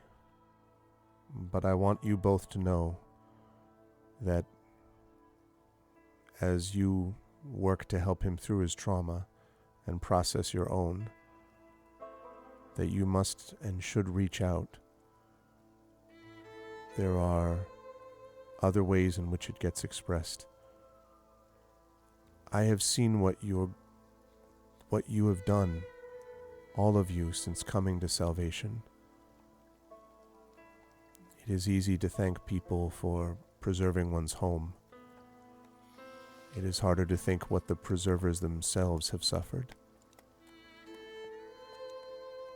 I think she starts tearing up. She doesn't want to, but she starts tearing up. And Mother Johanna just sort of allows that, doesn't like say anything other than to just sort of let that be for a moment. And then says, I have found that my faith and the ways I have worked to comfort the sick and the afflicted have led me a measure of peace, that I am doing something in the face of depravity and war, and I have seen great acts of compassion. I am not a great fighter or magician or healer or maker. I only can speak and listen. But as the song is sung, there are some voices that seem to carry the tune more strongly. When all of you go together to wherever you meet next, I hope you will take time for a moment of silence in between the singing. All of you deserve that, I think. And then she puts another, hand on Tantan again briefly, and then stands and turns and walks off. And you can see as she walks off that Garena is sort of sitting there with her hand kind of thoughtfully on her chin, looking down at the groups, at the three of you sort of on the ground / kneeling or standing right next to Tantan. Okay. Now, the group of you are, as you said, going to sort of stick it out here as best you can for the evening. So my question is, how, what exactly do you want to do to sort of set up a camp? You don't need to go into great detail, just what are your plans for how to do that? And then secondly, how are people going to attend to Tantan for the moment? And I'm going to have to rely on Tren to tell me when and if Tantan responds differently to these things. I'm not blowing through anything you're doing, Tren. I'm just trying to honor what Tantan's reacting to. So I don't remember if I described it last time, because we were right at the end of the... You may have briefly, but yeah. The best description for the audience to understand basically what he's doing is the scene in Terminator 2 where Sarah Connor is dreaming that she's at the chain link fence and she sees the bomb go off and everybody just, blow apart like burned paper, which it was a beautiful... Yeah. Anyway, that's basically what he has always heard about, but had never seen it until this merry-go-round. So. Yeah. Okay. Marame and Alar had scouted out the areas, so what Alarian will suggest is taking over the largest tent, gently moving the tent inside, carrying him if necessary, because... So just to be clear, there are no functional tents. They're all destroyed and on the ground. You can see little bits and remnants of them. I thought they were better than that. No, okay. The only thing that's standing you can see fragments, but the only thing really standing is the carousel, which I assume we need no some one wants kindling. we'll just get on the carousel and just rest there. That should be fine. Why didn't you rest there? I said take it apart. But yeah, Oh, all right. Well, then we'll have to jury rig something best we can. All right. But get him into some kind of shelter, I guess. Yeah, Okay. somewhere where he won't necessarily look at the carousel either. Okay.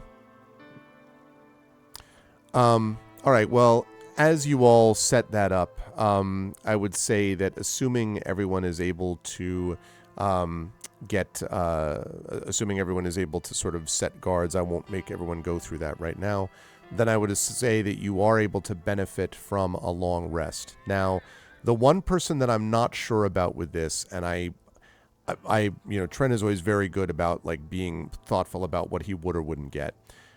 I don't know, Tren. On the one hand, I know the trauma means that rest would be very difficult. On the other hand, even trauma gives way to exhaustion at some point. Yeah. So I'm inclined to think you probably would get a long rest, but there wouldn't be any intentionality in terms of I'd like to make this or create this or build it. You wouldn't be able to do that, I don't think.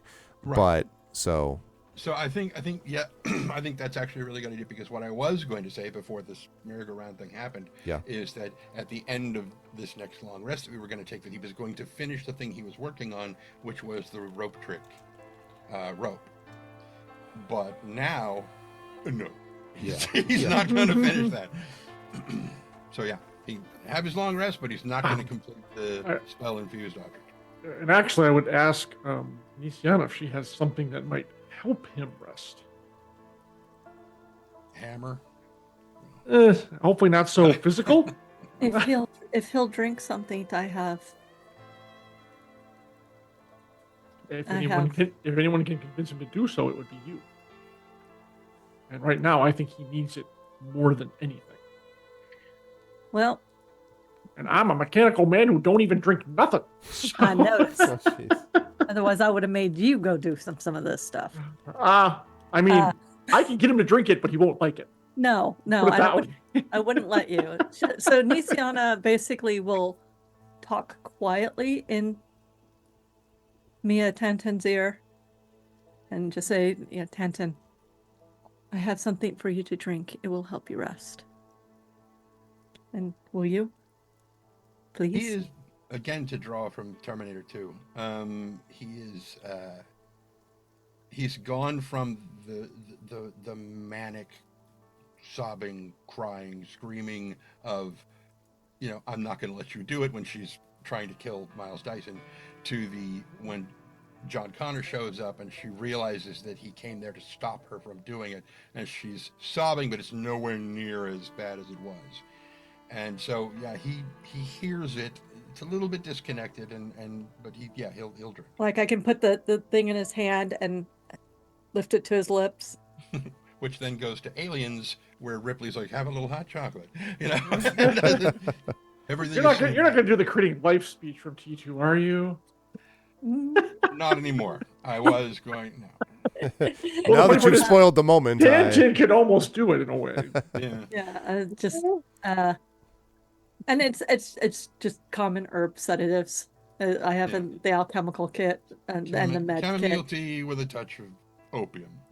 And some valerian root or something. Something that is designed to help you sleep, and probably help get rid of the raging headache you probably have from the sobbing. Because I know that when you go through that kind of grief of the loss of something, your whole head hurts. And so she focuses on that until he does, and then she'll look at Rowan and ask him if he'll help escort Mia Tantan, and then look at Illyrium like, where are we taking him? Because if we can get him in somewhere where he can't see the carousel.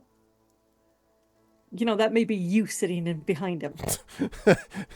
You're just like the block. I mean, if necessary, I'll be on watch all night anyway.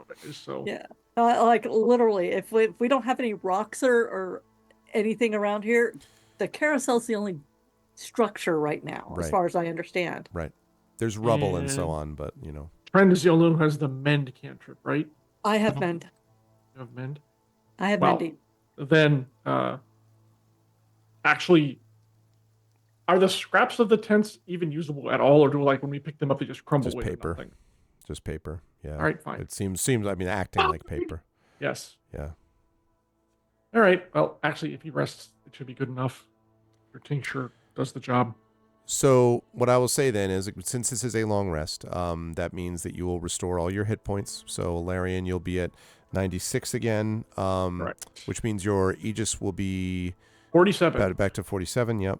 And you will restore also, if any hit dice were used, then you'll get half of the hit dice you may have spent back if you have any of those. I don't know about soul dice, John. You'd have to check and see how those restore. I'm checking, and I believe I do get at a long rest. It restores all of them. Okay, but I'll double check. So Tantan then will say is going to get the benefit of those hit points back.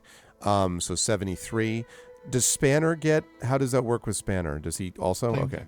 Okay, so 62 out of 62. So Nisiana, you'll get your those ones back. So 98 now. Bye, Brandon. And then oh no, damn it. All right, 1 second. We'll hopefully get that fixed. And then Marame, you get nothing back. No, I'm just kidding. You get back to 129. I'm totally joking. Back to 129. And any of the magic users here, any of the magic user folks, you will get your spell slots back as well on the benefit of a long rest. Please keep in mind that this is the one long rest you get in a 24-hour period. Not that I think you'd be planning to do another one in 24 hours, but I'm just letting you know that would be the case. Just give me a second, since we are now very much not in the same place. So just since bear John with is now me. playing me, I have to tell him everything that I have planned for Chance's reaction. Yep. Okay, I think I got it. Zoom Yeah. was behaving badly. I think it responded poorly to the idea of Rowan being present while other people are receiving hit points. I see. He's like, wait a minute, this cannot stand. That's funny. Okay, so in the morning, and pun absolutely intended, in the morning and in the morning, the King's Citadel, you are woken, and I would say it's probably Merime. No, actually Alarian, because Alarian would have been up doing on guard. So Halar comes over to you, having woken up rather earlier than the others, and sort of points out, and he says, well, it appears that our ride has arrived. And as you sort of look where he's pointing, you see a ship come into view. Now, you have, of course, Alarian, seen many different kinds of ships over the years, many airships of different types, and you were just on the Argonth, this massive flying fortress. What you see here is nothing like that. What you see here is a sleek and sort of extraordinarily brightly colored ship sort of bearing on the horizon. And I have a picture that I've just put on stream to show you what it looks like. This is the ship that is coming towards you, and it is coming, interestingly, from the northeast, which is the direction from which Karnath would be, as opposed to the southwest. As you are sort of, it is heading in your direction, getting larger and larger, and Hilar says, that could be an attack ship, but almost certainly that's an airship from Karnath. A Lyrandar airship, probably. Now, the Lyrandar airships are, considered some of the fastest ships that exist on Corvair. They are extremely agile. If Argonth was designed to take a punch and keep on rolling, the Lyrandar airships are designed to miss having punches hit them at all. They are quite fast and yet remarkably stable and steady. In fact, you can even see that they have a slight shimmering, almost sort of magical circle that surrounds them. The elemental power, and they do have elemental power, but the elemental power is charged with also magical energy, which gives them this sort of speed. And so it very fast, quickly gets larger and larger and larger as you're coming. So, Alarian, you seeing that, Alar kind of looks over and says, we should probably wake the others. Yep. Go make sure they see us, which obviously they do if they know we're in the area, and I'll take care of waking the rest of the party. And I proceed to do that. Okay. So as you were all gradually awoken, you see what I have described, and within 5 minutes, maybe a little less, the ship is now hovering overhead, and it gradually sinks lower, like almost hovers lower, as if it were a helicopter almost, to go out of game for a second, and goes lower and lower and lower. And then what you see at the sort of bottom of it is this kind of a door open up in the bottom of that little spur that you can see at the bottom of the ship, essentially, on the picture. And you see someone dressed in blue sort of stand at the door and wave, and then nods, and what I can only describe as a almost translucent wide beam of white light shoots out from the bottom of the spur, and lands on the ground silently. And in fact, when it hits, you would almost think that it was like light hitting the ground and nothing more, except when it hits, there is a little poof of dust and sort of rock from the rubble of the carnival. And then you see this person in blue walking down the ramp. And I believe I have a picture of this person. Let's see. Just give me 1 second while I find it. Yes, I do have a picture. I have to do this. Bug office. Damn it! It is not. Okay. So. No, Bogofkus is dead. He's been dead for a long time. He's been dead on another plane. Yeah. Other than that, it could totally be him, except Absolutely. for those factors. And he's a giant, or was. before I'm he like died. looking at Tent and to see if he's reacting at all, because that's some pretty cool tech. If he's No, not he's pretty much as they would describe in Watership Down. He is Tharn. Oh wow. Yeah. he He's is darn, yeah. Tharn. That was a hell of a book to read when you're young. Such did a. not grow up in English. I did not read it, and I don't think I have much. Mind you, I read some terrible things in French. Oh, that so- reminds me. Oh of no, somebody no, such you a- really. It's a this- brilliant book. But it is It's somewhat Very hard to traumatizing. watch. Although That's what I oddly heard. enough, though, even for children, it is traumatizing in a way, but not exactly. It somehow manages to convey it with some. There's also a lightness to it. I don't know if I could describe it. Somehow it kind of gets above the surface of what is often very, very brutal stuff. I don't know. I think it's actually even it's, underrated. It's a brilliant A book. kid's lack of experience, and Might be now that. that we're adults and we really understand what. Yeah. Yeah. That could very well be. Okay. That reminds me that somebody taught me something in French. I want to talk to you about it later, Marie, because I don't know if it's offensive. So after the show. I would love to. Okay, let's see. So, let me get rid of that. And let me put that. There we go. All right. So here, oops, sorry about that. I should have done that in a different way. All right, transition. There we go. So Her. Watch. there we go. So she comes down to the bottom of the ramp, moving very sort of, I think formally, sort of almost a little bit stiffly, perhaps, and walks to the bottom of the ramp and sort of nods and says, "Do I have the honor of addressing the representatives of Brayland?" And Halar, yeah, Halar sort of looks around, and Halar says, "More or less, that's right. And some of the people whose charge it was for us to rescue." And so the woman, who clearly you could see a slight, perhaps, angle to the ears and the eyes. This might be someone of elvish heritage, maybe a half-elf. And she nods and she says, "I am Arfira of de Lorandar, of the House Lorandar. This is the airship that has been sent from the Institute of 12. I am here on the governing council of the Institute, and I have been sent to bring you, as quickly as may be, to the Institute's home.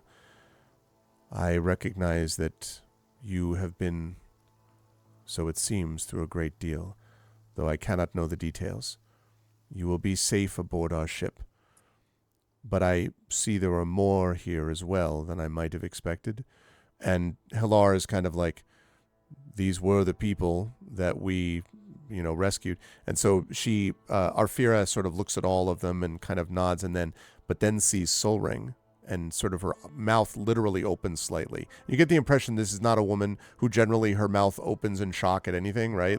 And she's like, "Solring Moranin." And Solring kind of straight, and he says, "Aye." And he nods, he sort of bows low, and he says, "It's an honor to speak to you, Arfira. There is some information that must be conveyed to the Institute as quick as may be, but some of us here may not be as suited for that trip or journey. I wonder if you might be able to drop some of the others off at Salvation or nearby, and the rest of us could travel with you, if that is amenable to." He sort of looks at all of the 5 of you plus Halar, "if that's amenable to this group." And Arphira says, I might be able to do better than that, actually. If they wish, I can teleport all of the group here that you have back to Salvation. Now, this is in the gray, and that's a pretty damn good teleport. But the thing that I want to note, though, is that she is still standing on the bottom of the ramp. And the ramp itself is shimmering, but seems utterly unaffected by whatever's happening with the gray, which is unusual. If this is magic, as you know, magic gets warped here. But it seems almost as if it's, I guess the way I describe it is, it's much more connected to the airship than it is affected by the ground, if you see what I mean. Like, the airship may be contributing to its stability or something. But definitely those of you, I mean, Rowan, you would, for example, be looking at it and being like, I mean, if there's an actual solid ramp being made out of some combination of magic and elemental energy that extends all the way down from that spar, and it's stable, and the morning isn't affecting it, like, that's pretty, that's good. Like that's some good magical authority there. And you do know, of course, of the Institute of 12's reputation. So she kind of, she says, if so, I would ask everyone to come on board, and then I would teleport those that you wish back to Salvation, while the others would travel with us on the airship. This is a fast one, and she looks up at the ship behind her. It is the Siberis Sailor, and nothing will catch it. And she says this with utter conviction, like, nothing catches this ship. How the gray tends to play with our magic, although it certainly does not seem to be affecting yours at the moment. How certain are you that your teleportation spell will succeed? We are going to climb out of range of the gray before attempting to teleport. I would not dare to do it here. The gray would, in fact, be affecting us, and indeed, it is affecting us. But the Institute has found a way to mitigate some of its effects. It is related to, well, it's rather technical, but it's related to the way in which the ship itself is able to take energy and from where. And she points up above her, and you look at there we go. Let me see if I can get both of them on the ship at the same time. She points to the top of the spar. I keep saying spar, I keep meaning spur. Because it could be a spar also, but this is the spur. So the top spur of the ship extends upwards quite a ways, and then you can see that it gets thin, and there's almost what looks like an antenna or something like that at the top of it.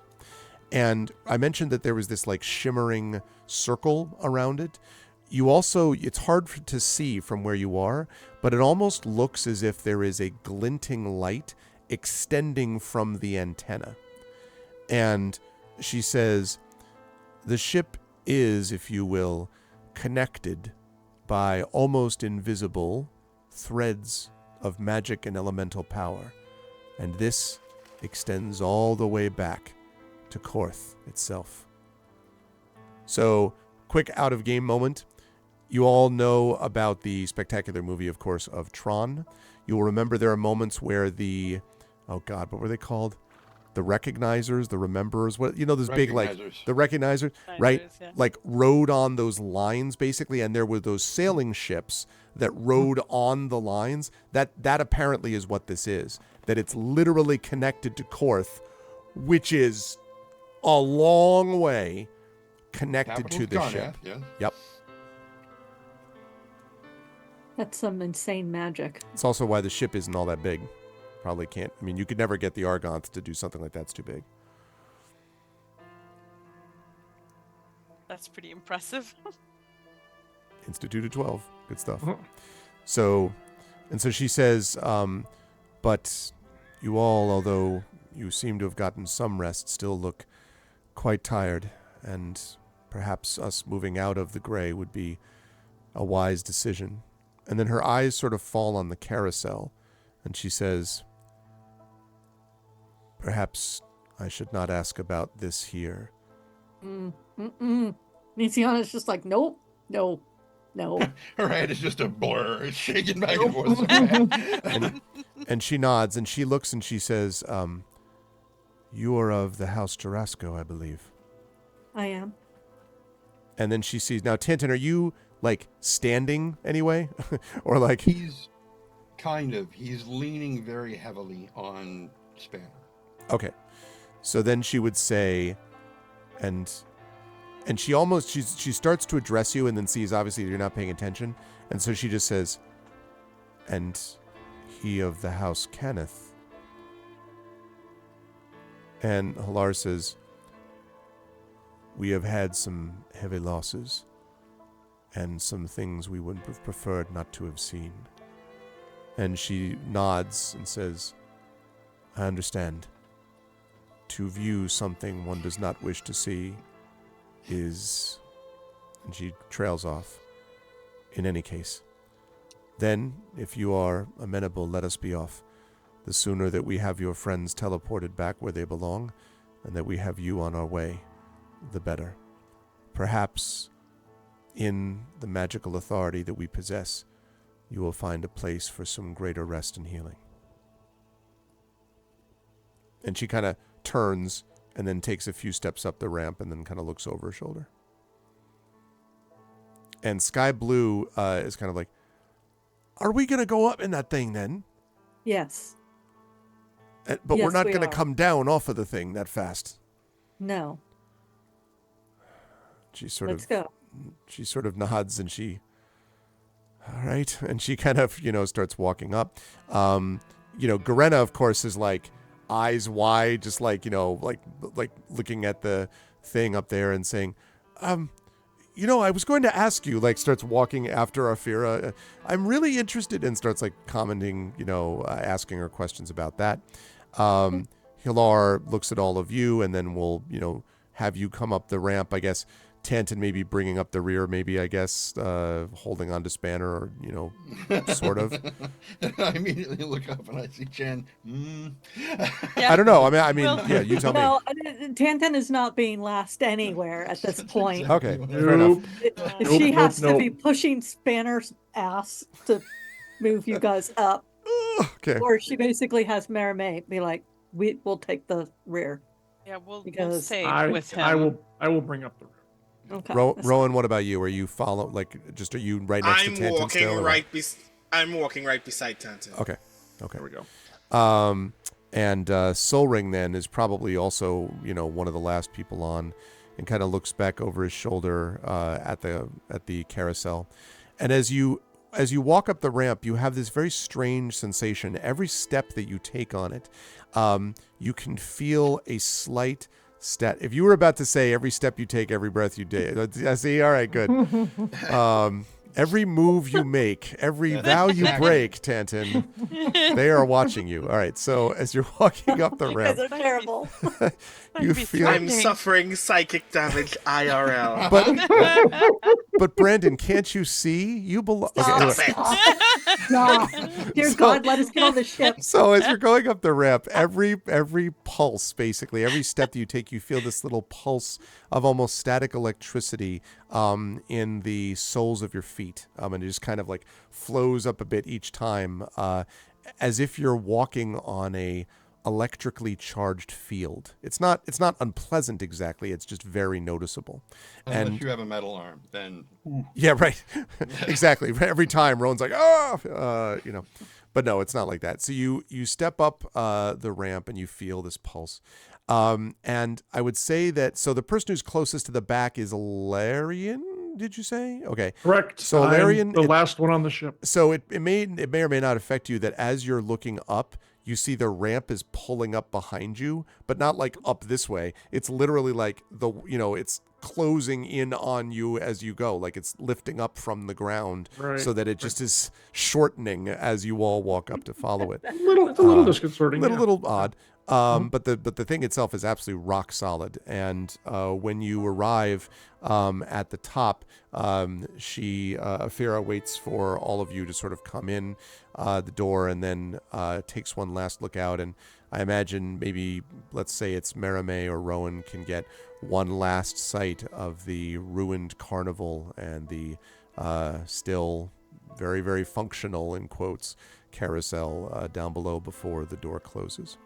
The trip on board the Cyberus sailor is fascinating because none of you ever been on an airship that goes this straight or this level. If you didn't know better, you would swear you were on a train rather than an airship. There's no turbulence, there's no buffeting, and the assumption has to be that it's because it's on this line, basically, that's sort of this mystical line that's pulling it back towards Korth.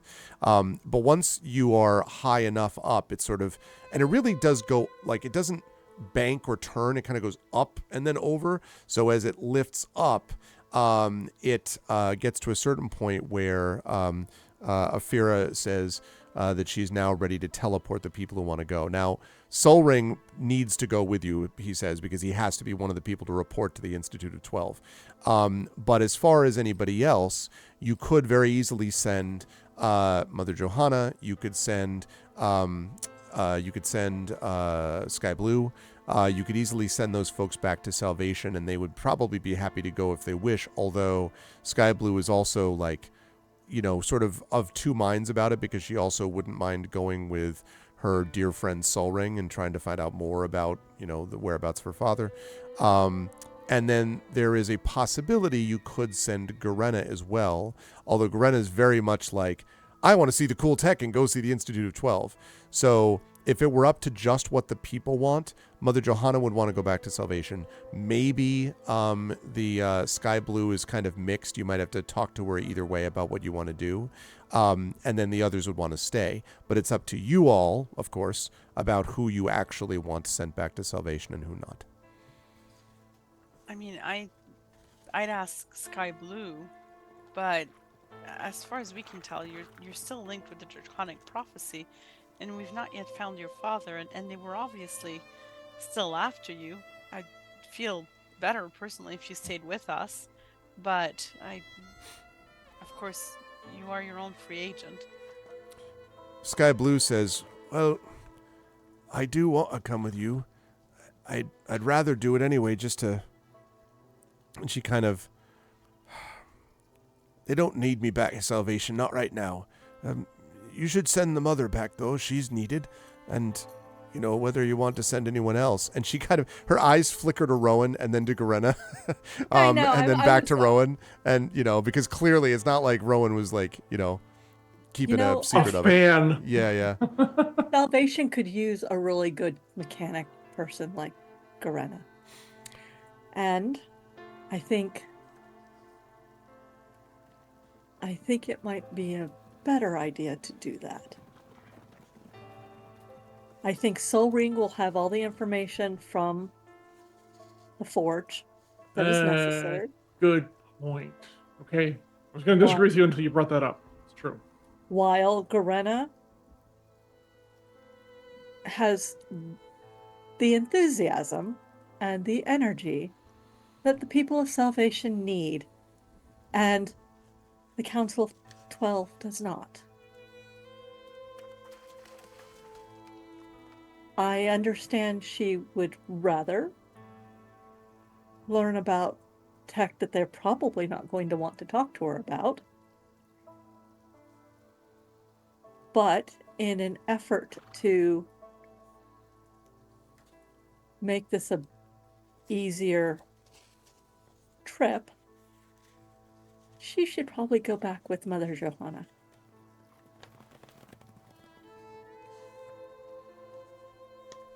Okay. And Garena, you know, does not put up too much of a fight about this, despite her disappointment at being sent away. And she says, well, I'll do anything I can to help the people of Salvation build back there, of course. I'll see what I can do. But Sol Ring, you need to take notes and you need to give me all the information. And Sol Ring says, I'll do all of that. Now listen to me, lass. And she kind of like looks at him and he says, never mind what everyone else does or doesn't think about you. I know that you've got talent. If you want to actually use that talent for good this time, then I'm going to tell you to make sure you do what you can to build Salvation back as well as possible. I don't know how long we're all going to be over there in Korth, try to combine capital city and country, and Korth. But I can tell you that if we get back and Salvation still looks like a mess, I'm going to question whether you learned anything from working on the forge. And Grenna sort of like slightly bristles and she says, "You can count on me that salvation will look very good by the time you get back." She kind of nods firmly. And Sol Ring says, well, all right then. I guess we'll see. And he turns, and Nisiana, you swear you think he winks, but maybe that was just, And so Grenna goes and along with Mother Johanna. Just before Mother Johanna leaves and is teleported away, she says, again to all of you, "Thank you for having saved us. And Ilarion, I hope that you will be able to let the others know, the Institute, the people of Karnath. Convey to them what the people that do not want war of Brayland are like. I would prefer to have no more charges for whom I must grieve." We will do our best. And she nods, and Arfira then sort of stands straight and moves her hand around and begins to whisper some words. And the space around Mother Johanna and Grenna glows and then becomes bright white and becomes so bright that you can't even really look at it directly. And then is gone. And Arfira waits for a moment, and then with maybe just the slightest, if that, bit of strain. "All right. And now we must make our own way, as swift as may be. If there's anything that my crew can do for you, you have your own quarters here. But if my crew can do anything for you, please let us know. In the meantime, I will redouble our efforts. We are above the gray, but events are moving quickly elsewhere in the world." And she kind of nods to all of you and then goes up to the bridge. The travel aboard this sailor, I should say, is smooth and swift. And as I say, none of you have ever been in a more stable position by the end of it. I'm curious, by the time we get to Korth, as we go, I'm curious about, A, if Merrimail, Larry, Nisiana, and Rowan have anything they want to say to each other, or Hilar. And you'll have a chance to do some of that maybe at the council or at the Institute as well. But then B, also I'm curious how Tantin does or does not, like, are there any changes over the course of that 12 to 16 hour period maybe? A little bit, yeah. Okay. For the most part, he's kind of sitting on the deck. Okay. Leaning back against Spanner and looking up at the upper arc of the ring around the ship. Mm-hmm. And his lips are moving silently. If you listen close enough, he is muttering both arcane and mathematical formula of whatever it takes to maintain that. Yeah. And it's one thing I'll say too, Tantin, is that this looks like a slightly modified version of airships that you had heard spoken of.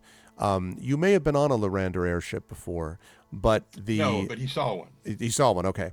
Because I was going to say, like, the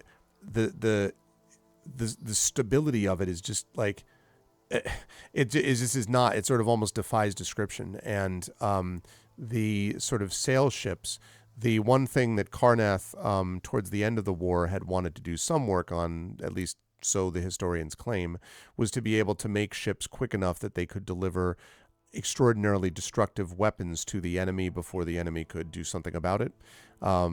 This may be more of a civilian purpose for it, but no wonder they could go this fast if this is the kind of technology that we're dealing with. What he did is, for him, since he was going to be a battlesmith, well, smith, battle part didn't come until later, he was going to be on the lightning rail going to Sharn. And the people who were going to Karnath, they were the ones who boarded one of these ships and took off. So he saw one, but he never rode on it. Okay. Cool. And they were the artillerists. Yeah. Yeah, no kidding. Okay. So, yeah. The other four of you, Merrimail, Larry, Nisiana, Rowan. And again, this is not making you, if you don't have anything to say to each other right now, you don't have to. Valerian does. Okay. And he would certainly gather the other three for sure. And then the question about Stanton is whether he wants to join us, because I want to have a conversation about what we feel comfortable telling the Institute. So we're all presenting a united front, basically, and actually Halar as well. Okay. I think it's important that we kind of, get our strategy now kind of laid out. What do we tell them? Do we tell them we actually have the freaking thing with us, or we say, oh, it's safe, don't worry about it? That kind of stuff. Is there anything we want to hold back from them? Is the real Also, question. I remember something about Sol Ring saying that the Oracle being small wasn't going to last for that much longer. Yeah, that's right. And basically, as you get it onto the ship, he basically changes the spell so that it goes back to its normal order, and it wouldn't have stayed that way for long anyway. So yes. Okay. So it's now at its normal space. In fact, the Oracle is given its own essentially magical isolation chamber, is the way that it's described. And again, I mentioned that static electricity feeling on the soles of the feet when you were going up the ramp. You get that feeling, but even greater when this thing goes in there. Like basically when they turn when the thing is placed within the room and then the stuff goes on, like again, the Lord of Blades, it feels like, would have had a hard time breaking through to get the Oracle if it was being kept on an isolation thing like this. Extraordinarily hard to do this, and it can't be done for very large spaces. Like the energy cost must be enormous to do that. But I'm gonna roll to see how Tandon reacts. If it's odd, he's gonna just sit there and mutter. If it's even, he'll join the others. Okay. Sure. That is a 1. He's gonna sit there. He's gonna sit there. Okay. All right. I'm not one gonna second. press. My daughter's I'll... calling me. 1 second. Oh, yeah, okay. Sorry. Snap out of it. No. It was like they're either gonna use calm emotions or slap the living shit out of him. Well, at some point, I'm going to have to point out that House Cannith will be there and will want to talk to him privately. So he kind of needs to be... Get it together. And at some point, I guess I'm going to have to say... Push it, yes, if you feel you have to. Yeah, okay. Yeah, after we have the conversation. Hey, Sinavi. Yeah, I just want to take a minute. Chat, say happy birthday to my incredible, amazing daughter. My 16-year-old light of my life. All right, I'm gonna grab her little present that I was gonna give her here. So, give me 1 second. Open on stream. No, don't do that to us.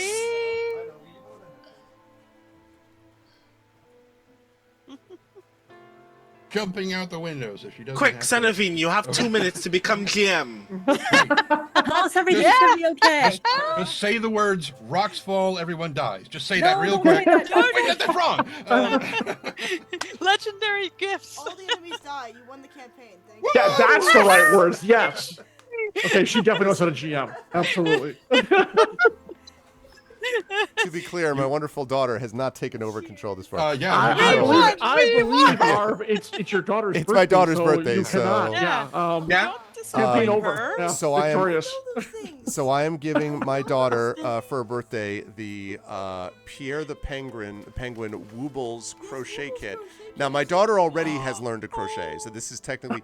But I could not resist it when I found that this was there, so... I don't know how to make amaguri, which is crochet animals. Right, exactly. So you don't have to make crocheted animals. So I figured, yeah. So. Thank you. You're gonna have it done by Gen Con? Yeah, bring it to Gen Con. We want to see. Tell her she has to bring it to Gen Con. They said you have to have that done by Gen Con. I'll have this done by Gen Con? Yeah. Nah. She said, "Oh yeah, it's definitely gonna be done by Gen Con." Thursday. Yeah. Please. She's very, very confident that would be a thing. Yeah. That's so funny. Happy birthday, sweetie. I'll see you. It really Happy did. Birthday. And Happy B-Day. Farewell, usurper. God. I heard that. So, the campaign's done as decreed by your daughter. Oh, so really? I guess we better Yeah. move on. So yeah. Cookie time. Right? That's good. By the way, for everybody in stream, Prince Justin just won an award yesterday. The Ignite Award, I believe it was. Congratulations, Prince Justin. That's awesome. Already? That's really rad. Congrats, Prince Justin. Didn't I awesome. read that on Blue Sky? Did I get that wrong? Maybe we just want to congratulate you for being you, Prince Justin. Okay. No, I got it right. All right. Congratulations but on your award. award-winning Prince Justin is that plus X, so it's even better. That's awesome. Okay. So yeah, first of all, yes, congratulations to Prince Justin, and also, yes, I not the time for this. Except I'm just going to say this quickly, Prince Justin. I'll talk more about this after stream. It is abominable the way that the Hugos have handled this. Completely botched.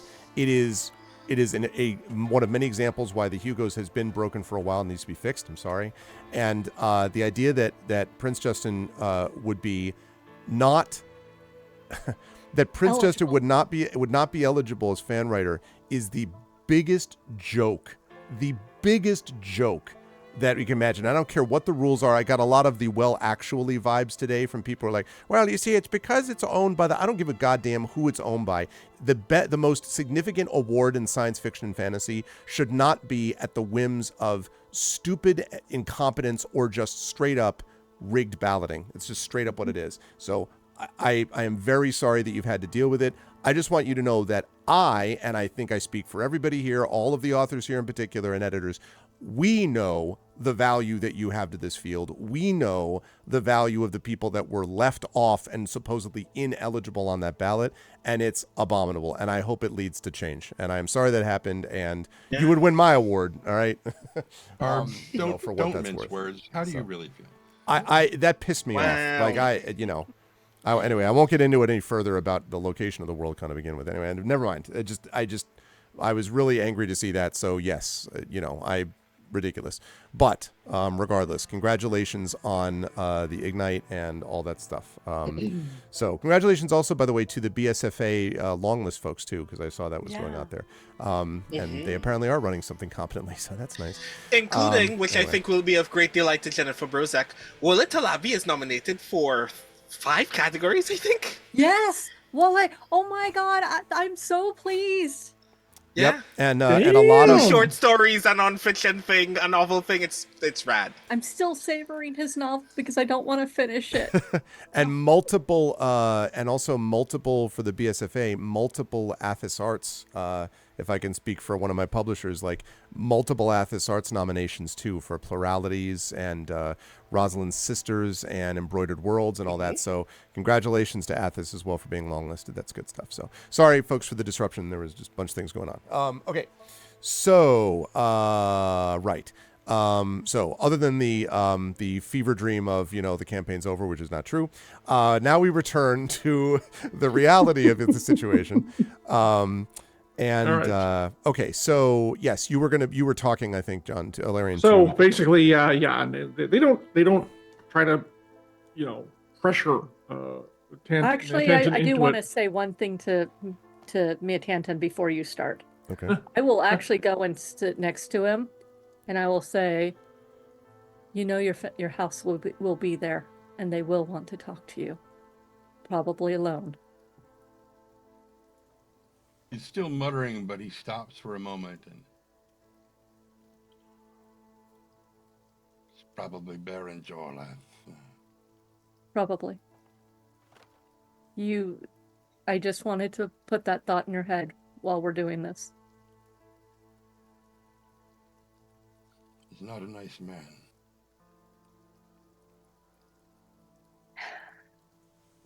No. I don't know who I'll be meeting up from my house.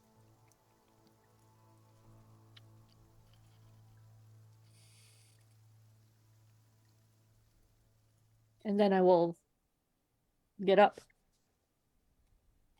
He goes back to just muttering incantations and mathematical formulae. Okay. Rutabaga. A Exactly. little bit of watermelon here and there. There you go. Absolutely. So, so Ilarion, we can do this in their room, someone else's room. They doesn't really care. But it's the other 3 of us, Rowan, Nisiana, Marame, and Halar. Important to have Halar there too. And just says, I just want to be clear that we should discuss what we're comfortable telling the Institute and not telling the Institute in regards to the Oracle. Oh, you know what? Stu should also be there too. Well, no, not yet, not yet. We'll go to him after. I said, so they say, in regards to the Oracle, I almost don't have an issue telling him everything we've done with it. From the first time we recovered it over at the bazaar, to the undead house, to the whole thing. I think in this instance, letting them know how it's supposed to work, or how it did work for us, supposed to or not, I think can only hopefully help us find a way to destroy it at some point, or neutralize. Let's use the word neutralize. Should it be necessary? Rowan immediately raises a hand. Okay, it's a democratic council. You can talk. You don't need to be signaled to speak. Counterpoint. How about no? Are you going to elaborate on that answer or that reply? We just learned that we have one of two very dangerous, very talkative objects, the creator of which has confirmed are indestructible by any obvious means. Do they even need to know that we still have it? Perhaps it's actually a bad idea to continue letting people know that the first Oracle is still in play at all. We can tell them about the other one, because the other one is in the hands of our enemies anyway. Although even some of what it can do is probably not the Institute's business. But what we know, what we have, the more people know it, the more enemies we are likely to make if people keep spreading that news. We're heading for what is basically the scientific version of, is there a true neutral country on the continent of Corvair? There are areas that you might consider like neutral in the sense that anyone who goes in there is going to get torn up anyway, like the demon wastes. That wasn't quite what I was going for. Yeah. Like, I mean, I'm looking for this version. Where is Switzerland? Exactly. Yeah, I know. Exactly. No, to compared to like for Brayland, yes, and specifically not even Karnath, because like. So yes, Karnath is neutral. The Emerald Claw would not be neutral, but the Emerald Claw, as we pointed out, is a terrorist organization. But the Institute of 12, in particular, within Karnath, is even more, neutral / vaguely positive, especially because of the dragon marked houses. Like they just, like the dragon marked houses, all of them fund the Institute. So it has a lot of money and a lot of resources associated with not getting harmed. So yes, okay. Relatively speaking. All right, Alarion yes. looks at Merime and says, Merime and Nisian says, the message said they had information about and also wanted information on the Oracle, correct? So they already know it exists. That's the impression I got from it. Do you agree?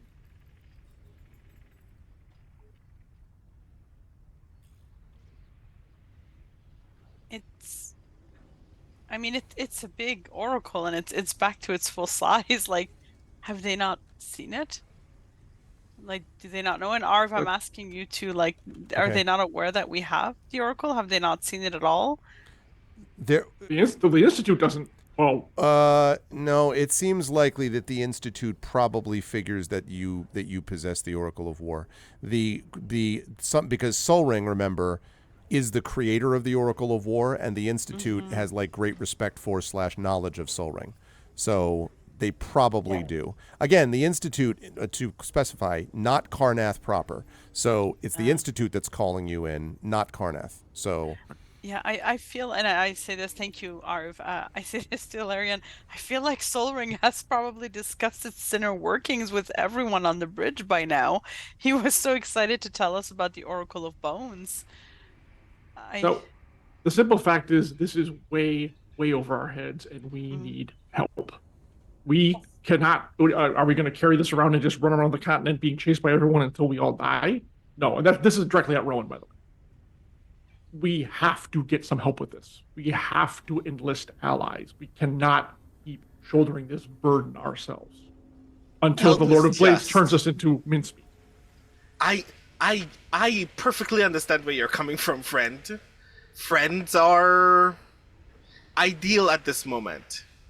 My worry is, as has been indicated over the last several nights, We keep increasing the number of our enemies before actually asking the question of who our friends are. Perhaps we need to put people in positions of earning our trust before we start giving it away. Okay, that's fair. Actually, that is, we should find out what they want to know before we volunteer the information. However, I would like to point out something. Most likely we will be asked to go after the Oracle of Bones and the Lord of Blades because we are the ones who have survived the encounter. And we know the Argonth. And we have somewhat used the Oracle of War. And would you trust that thing with anybody else? I would trust Flamewind with it. Flamewind has already said that our own destinies seem to be intertwined with that of the Oracle. They've already tried to kidnap Flamewinds by taking off the top of the house that she was in. That was not the question that was asked. You asked, would I trust anyone else with the Oracle? Okay. I gave All you right, my answer. I will amend that. Do I trust that they wouldn't immediately take her and the Oracle afterwards? Fair. That Okay. anyone who is in its vicinity becomes a target, obviously. But I think Rowan is right. We do need not necessarily make them prove themselves, but we want to know what they want before we just Agreed. And I'm absolutely with you on that particular point. And it is a very valid point. As an aside, just speaking as, again, someone who hasn't been a member of this motley crew nary 2 weeks, do you all want to be in a position to ask other people what they can do for you at least once? that's why Instead we of have just... you. That's why we need you. Fair enough. But As long as we all agree on what our needs are, Yeah, of course, at the time. And that is what I think Ilarion is asking. So I mean, there is unfortunately- the obvious answer. There is one obvious question that needs to be answered. Given that we don't know how to destroy an oracle, does anyone other than us have any ideas about what else can be done with it to avoid this from happening again? probably the council. the verse, Flamewind told us, yes, that the verse would unravel, that we needed to understand the draconic prophecy, that its fate was in our hands, and also that what keeps things safe are the people who keep it. And I think that last one is particularly of interest considering the conversation that we're having right now. And Rowan might in fact be the reason that you became interwoven with us because we needed your perspective to keep it safe. What you need is a large hole, but Yes, more shatter spells that work against the Oracle. Believe me, I have considered You know it. what? We could ask the Council of 12 for a giant bag of holding. An Can it easier way hurt? to... fair. I mean, it's just Secondary question. How safe is this place? this place being the ship or this place we are going. The place that we're going. I look at Halar. Hilar shrugs and he says, well, assuming we can find any place in Corvair safe given what we've been through, he said, you saw for yourself the power that they were able to bring in teleporting those people back to salvation and us on the ship. I can't think of a place that would be more secure than this. Even the Lord of Blades would have a hard time breaking through, at least right now. And with all the Dragon Marked houses being involved on top of it, I don't think you have to worry about something getting in from the outside. Now, whether the people inside, how they feel, like I said before, it is a bit of a risk, but also a reward.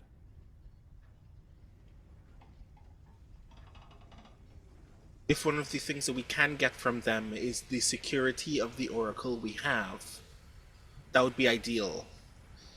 But I'd like to not, instead, have dozens of people who cannot keep a thing secure die for our sake. So that's a question that we'd also need to have answered.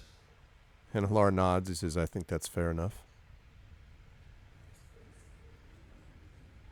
Because, I mean, the consequences, they'll take the Oracle anyway.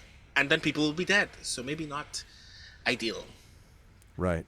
But at least this way we get it away from the other ones down on the ground who have their own interest in it.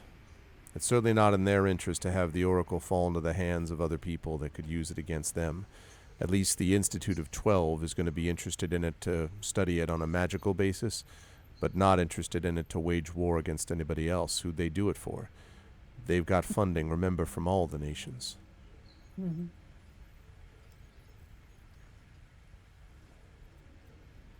So how about this as a compromise then, Illyrian? We tell them what we can tell them, up until the point where we feel like we've learned the things we need to learn that will assure us whether it's valuable to let them know that we have an oracle, or what our plans with that oracle is. I'm comfortable with taking the stance of trying to find out what they want first. So in that, we are in agreement. It's a very good point that we must be cautious. Absolutely. So we can not be standoffish, but I think reserved would be the term I would use in our dealings with them at first, until we can ascertain what their desires are, what they're looking for. And then, as you have all stated, we decide what we want to share with them. I think that is a very good idea. Understood. I, of course, will not be doing much talking during the first part of this. Perhaps Rowan Grand. should. Rowan and Halar. How should. did I highly suspect that that was gonna happen, and I immediately kind of just crumple into depression? I do not even have a silver tongue to be so eloquent. Or Luckily, we have Meredith someone and who you does. Together, I mind could linked. help. We could Oh. work together on them. We will all be mind linked every step of the way, every minute we are there. Fair enough. I While guess I we're haven't within swindled an entire room full of people in quite some time. Well, if we have to swindle the most powerful scientific group in the world that I know of, I guess you're up to the challenge? I've done worse. Yes, but I want you to do better. Do I have to? Kinda. Well, if we're all in agreement then, I guess we should get this show on the road, as they say. And assuming that everyone's in agreement with that, after probably, again, not even maybe a day's flying, the fortress city of Korth comes into view. And it strikes all of you that probably nowhere outside the Mournland does the last war seem as close as it does when you see the endless crenellated towers and the countless ballistas and the sturdy walls of the Karnathi capital. If the final blows of the last war had landed anywhere, you suspect that they might have landed here on this city, would have been the last one to fall. Perhaps more impressive than the fortress city itself, though, is the 13-tiered tower which is floating above it.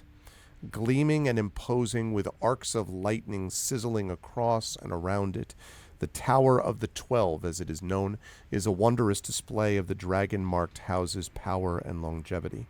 And the Cyberus sailor slides expertly into dock halfway up one of the tower's spires.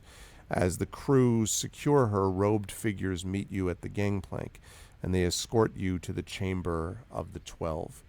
And when you are brought in here, you enter a lecturing pit at the center of a great hall. Around you there are a dozen boxes, each of them marked with a dragon-marked house's crest, and each occupied by its own representatives. Particularly of note, I think, to the people here, would be that sitting up in the box that is marked for House Jarasco, Nisiana, is a female halfling noble. And you can see that she looks down at you. She has sort of this lustrous, curly brown hair, and is looking down at you with not, I would not say like, like sort of arrogance, like, "Rah, who are you?" But just sort of like very much trying to get a read on all of you, and of course seems to be particularly interested in you. This is Baron Ulara di Jarasco. And Baron Ulara, you may or may not, you'd have to tell me, Nisiana, but Baron Ulara has not been to Sharn very much, if at all. Baron Ulara spends much of her time here. Wait, Ulara, this is the leader? Yes. This is my aunt 2 times removed? Yes. So I was going to say, I don't know that you've ever met her, though, because she doesn't come to Sharn much. You would have to tell me if she has. You know what? I'm going to say that I met her as a wee lass. Okay. When I started showing. She's imposing, like, and so, yeah. So that's exactly who it is. And she looks pretty much exactly as you remember, Nisiana. You are not that way, but she doesn't seem to have aged at all. And she kind of healthy living, looks down at you. Yeah, that's right. Can I say that in the intervening time, Marimé has prestidigitated all of us so that we aren't covered in blood and dust. Oh yeah, no, we're all clean. Of the war that we just went through. I mean, we're still tattered and shit, but I very gently clean Tantin as well. Yeah, no, I am. Consider yourselves always clean. Don't mess with that. I definitely actively changed clothes.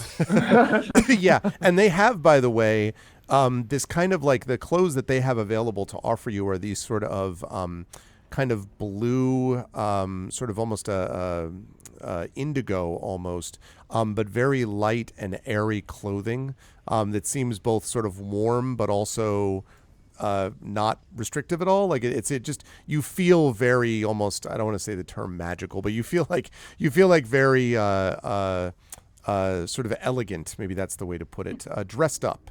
For this. I don't think I would have put that on. You don't have to. It's not It's my up to you. style. No, it's up to you. no. There's not enough ribbons. Ooh, but perhaps I would have adorned them with I ribbons. mean, I was going to say, like, but no, you're obviously not obligated to do that. Good night, Hilness. You're not obligated to wear it, of course, but that's available to anyone who wants. Actually, just out of curiosity, who does put it on? Those ones on? I don't wear clothes, so Yeah, not Larian me. wouldn't. I get it. I don't see me a Tantin getting out of his stuff once it's cleaned. I think we Okay. all basically say thank you, no thank Thank you, no you, thank you. except Okay. for Halar. Fair Maybe enough. Halar's the one who's like, all right, I'll be the diplomatic one and wear what's given to, Yeah, I think, and that's right. And actually, so which is the first time that any of you have ever seen Halar out of his sort of usual like duster and stuff that he wears. Like this is unusual for him. And so you see that, and then Tantin, I think as you were all looking around at this sort of this group here, sort of looking down upon the group of you, you look over to the House Cannith's booth. And in the House Cannith's booth, you see several representatives, actually. There is a male human, probably middle-aged, salt-pepper beard, who is described, there's a little sign in front that describes him as Igabin de Cannith. So there's him. There is also a female human who seems younger, maybe in her 30s, if you had to guess, but younger somewhat, whose name identifies her as Sophie de Cannith. And you could tell me whether you've met either Igabin or Sophie before. Sophie probably not, because Sophie wouldn't have ever been here. Igabin might have been to Sharn once in a while, but you might or might not have seen him around, type of thing, I would imagine. But I have a suspicion that you will certainly know the last one, because standing behind them and sort of standing up and looking down is a person that even those of you from, say, Nisiana might have heard of this person. He is a male human, imposing, tall, with red and golden robes marked with the dragons of the house. You are unquestionably, Tantin, looking at Baron Merrick's the Cannith.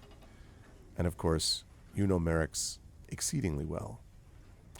And Merrick's is just sort of gazing at you, Tanton, and like, not angrily, but is very much trying to like, sort of just like looking at you for any reaction at all. And you've obviously been through it. So I don't know how much of this is coming through to you. Like at this point, probably some of it is, right? Like, I mean, you okay. Yeah. So, and you all notice that like, he's very much like, Merrick's is very much like occupied, like looking at Tanton. And then the other dragon marked houses are around as well. But those in particular are there as you're looking at them. And in fact, the committee all stands at one point, and the hall falls silent.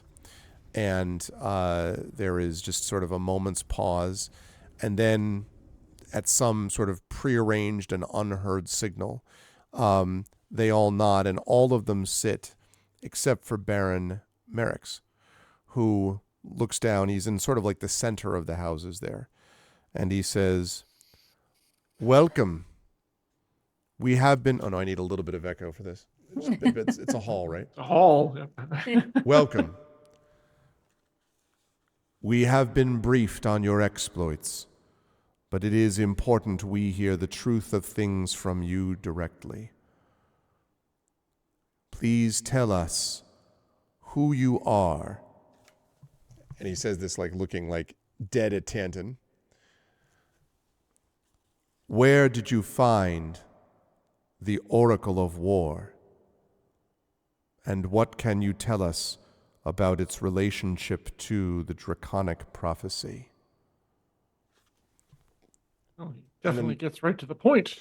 And then they fall silent, and Hilar steps forward and says, "It is my great honor to address the Institute of 12. But I think the people best suited to speak about this are the ones who were there when it happened. These 5 that you see, 4 of them discovered the oracle. The other now knows it quite well. I'd ask you to listen to what they have to say, and then we would request the assistance of the Institute of 12, because actions have moved very quickly."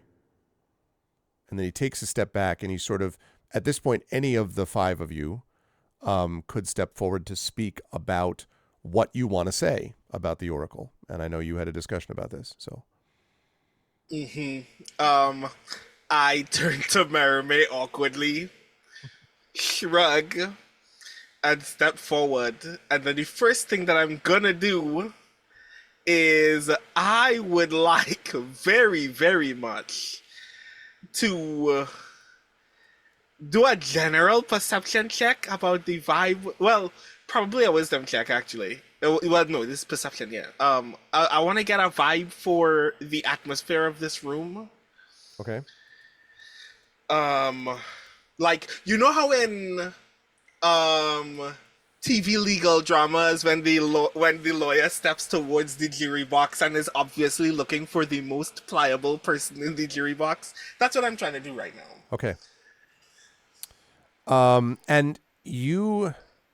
Oh, you know what I'm trying to wonder now is whether Rowan knows Baron Merrick's? I guess not. Probably by name. We've never, by name. Okay. Yeah. Okay. All right. So you can do that. So you probably, and I mean there are a number of others that I can describe for you for the different houses if you want, but can I do insight instead? Yes, that's right. Go ahead and make an insight check. Yeah. As before you do it, I just kind of brush your arm and give you guidance. Are you like, D4. I believe in you, that type of thing? D4. Okay. Okay, it was already at 18. Well, okay. So I'll let you hold on to that. Okay. Do you have any advantages because of your I don't think I get... I don't think observant gives me... It gives me a +5 bonus to passive, with the passive perception and investigation, but Okay. insight is just Just making sure. yeah. But I already have so much expertise in insight that it's actually better that I did it that way anyway. Okay. So as you are looking around to try to gather this information, as you're looking around to try to gather this sense of it, you have a bunch of different ones that are associated, you would say, Rowan, with people that know things, like as far as like there. Okay, let me phrase it this way. There are a bunch of them that you think could maybe be sympathetic to what it is you had to say, or more sort of amenable. But the one that stands out to you in particular is one that is over on the sort of left side of the room. And you can see that it is what is clearly an elf who is sitting in the box. And it is an elf who is described as Tanith de Fiarlan. Now, Fiarlan, which is Phiarlan, House Fiarlan is an elf dragon-marked house. They are known throughout Corvair, but they do have areas in Brayland and the like. And the reason this is interesting to you, Rowan, is because this particular one seems very fascinated by your story. And you have heard that from the public's point of view, Fiarlan is a house of entertainment. It has bards and actors and artists and acrobats. But the strong rumor among people who know more than what the surface tells, like, for example, wild cards and charlatans, you know the type, the House Fiarlan is actually a house of spies. And those in, for example, the King's Citadel, so, you are in the King's Citadel, Rowan, but obviously you're new to the group. You know this because of the fact that you have had to deal with people you've had to deal with House Fiarlan before. The four others would know about House Fiarlan because the King's Citadel knows about this group, since you have a little bit of spy in all of you as it is. So yes, they are, you would describe them as very dangerous if they ever chose to just undermine a bunch of the other houses. They're not very large. They don't have the most resources. They don't have the most, obviously, military power or authority or whatever. But if you want a house that is going to be able to specialize in stealth, in deception, in infiltration, in short, Rowan, if you want someone who lived a life not too far away from the one that you lived quite a bit of up into the last few weeks, you could do worse than go to House Fiarlan for your services. And it is this one, Tanith de Fiarlan, who seems particularly amenable to your message. Fascinated by you, in fact. Okay, this is nice. I love this. No, the elf is not on a shelf, Prince Justin. What the heck? Wow. All right, listen.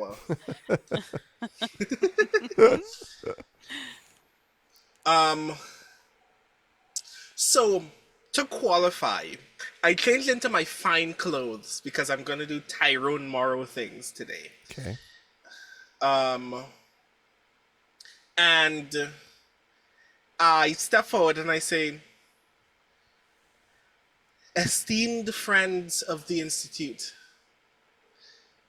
I, admittedly, am the newest member of this crew. Some of you may have already seen or heard of the exploits of these rather braver friends, the work that they've done to slowly sand away at the edges of the wicked work of the many enemies of this wonderful state. What I can share is, to me, brief, but I think ultimately rather powerful about the state of this situation. And while that's happening, I'm immediately, like, psychically reaching out to Merman, going, "Is this the part where I let them know first and foremost that there is a second oracle?" And I'm like near you, but I'm letting you take lead. I'm like, I would distract him from our oracle, that's for sure. Also, a reminder: Soul Ring is with you, although has not spoken yet. But Yeah, you can hand it off to Soul Ring even if you want and just take no, us out of the I didn't mean. spotlight. Yeah, I mean but- you could do that, but I just Yeah, meant yeah, like yeah. Yeah. Eventually, they're probably, I'm breaking here, eventually they're probably going to find out anyways. So, We are in the company of Solring, the esteemed creator of this once cursed object of which you speak. There's a bit of murmuring at that. And upon rescuing him, we were the first and last to discover upon our escape from Razor Crag that the Oracle of War is neither the last nor the strongest of oracles. And there's a as you say that.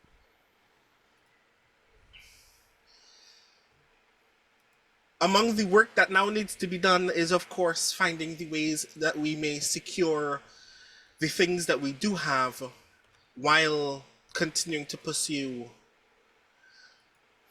the threat that looms beyond us. In that vein, we can attest to a great deal of very good work that these lovely folks have already done. The destruction of Razor Crag itself. A number of severe but ultimately not fatal blows to the work of the Lord of Blades. And among some minor victories, that we may continue to fight at all. At which point, what comes before the answer to your question is in fact another more important one. Given what you've just heard, how can we work together towards the destruction of the Oracle of Bones? So when you say this business of destruction, and by the way, I've put a picture of the Tower of 12 up on stream in case anyone is curious to see what it looks like. So when this is spoken and you hear this sort of murmuring and so on, Merrick says, destruction. It is something which would be of value to remove something like this from the world. And yet, to speak of destruction before we know what the Oracle of War itself has done, and this connection, that is something which we do not know. Solring Moranen. And the dwarf sort of steps forward and bows low and says, I am here, Baron Merrickson, Council of 12. And Merrick says, this one has spoken compellingly of the need to potentially destroy this thing. Before it can be destroyed, it seems to us we must know how it was created and why. And Solring sort of takes a deep breath and he says, I created the Oracle of War, as you know. I did so under contract. And he sort of pauses, looking up, and says, swearing an oath of secrecy I cannot break, unless ordered to by my lieges in the Iron Council of the Mror Holds. But I can tell you this. The device was not made to reveal the mysteries of the Draconic prophecy. It has malfunctioned in a most extraordinary manner. And the committee kind of is like, sort of murmur. And as it does this, and of course the Oracle, I should have mentioned this before, has been brought before the council. Like it's sitting there, as you're all talking. because they wanted to be looking at it. And suddenly there is a puff of purple smoke and a loud whirring from the oracle. And the oracle says, 5 crowns shall fall when the heirs of Aren hammer the anvils of the lost forge. Merrick's takes a step back. Yeah, Because at as that point, he just, oh man, he just locks eyes with him. Because as Tanton knows, Aren is Baron Merrick's son. Oh. And that's where we're going to bring our session to a close for today. Yay, the Oracle's back. 5th Could you put protocol those words activated. in- Just Could kidding. you put those words in Yes. the chat for me, please? Yes, I will do that. And again, it was, let me write that down, 5 Well, ain't that grand? 5 crowns shall fall when the heirs of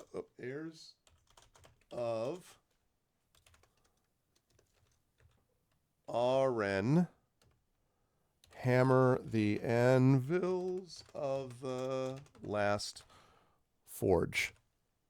That doesn't sound good. Last at all. forge, just to be noted. Y'all remember there was another forge that they're working on, right? That we talked Yeah. about? Yeah, The- cool, grand. Yeah, that's great. You're glad. You should be glad that you ended it where you did, because if you hadn't, the scene would end with me suddenly raising my pistol at a guy. Yeah, well, I'm actually fascinated to see. Hey, what's up, Walrun? Yeah, sorry, we do have to come to a close here, but I'm fascinated to actually see how this goes, because is there a bunch going on like there. So we've got Baron Merrick's, which Tanton knows all about, so we got that to deal with. We've got Nisiana's contact from the House Jarasco here, who again, aunt twice removed, and then we've also got the Oracle, which has just spoken up and said something. Plus these people are like, I'm sorry, now the Oracle of what now? The Oracle of Bones? What is this thing? And like, how do we, and like, and they're not even doing the council thing of like, Brandon, for Rowan's point of view, they're not even doing the council thing of like, why should we believe you? Like, they're not even doing that. They're like, there may be a compelling reason. And then Sol Ring's like, yeah, but of course I don't know why it's malfunctioning this way. And then it's like, let me give you another draconic prophecy line. Like, have a bunch of stuff like, that you have to deal with. This is less like a U.S. special committee and more like the courtroom of a Phoenix Wright game. Yeah. Exactly. Hold it. Yeah, exactly. And I love, maybe it's just because I'm a dork for stuff like this, but man, the debating pit image with the council people around him, I love the thought of you all in there sort of dealing with that. It's going to be super cool. Yeah, exactly, Critch. Trying to bring out the hammer of fixing.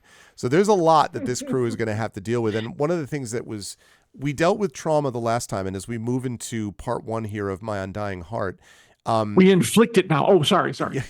Well, now what I'm interested in is, you've obviously dealt with political intrigue before, but this is of a different kind, because you're dealing here with people that are international and outside the scope of Brayland, right? Like, this is how do we do stuff that's like at a level of, I mean, it's not above politics, obviously, but the point is like it's like dealing with the Jedi Council or something, where it's like they have to think about a bunch of stuff that's like above everything. And I think actually, John, you put it quite well from one point of view, which is it is sort of way over your pay grade. I mean, like, it is and it isn't. The King's Citadel is better at dealing with this than anybody else. But at the same time, it's like, what the flip? Like, I mean, draconic prophecy, and like, there's a billion things here to deal with that are both local and immediate. Nisiana's contact, Tanton's contact, but also broader in scope and theoretically could deal with the fate of Eberron. I mean, like, there's a lot going on here, at least the fate of Corvair. So, so juicy. I love this kind of stuff. I love the visual images of this, and I think y'all did super well. That I'm excited to see what happens next.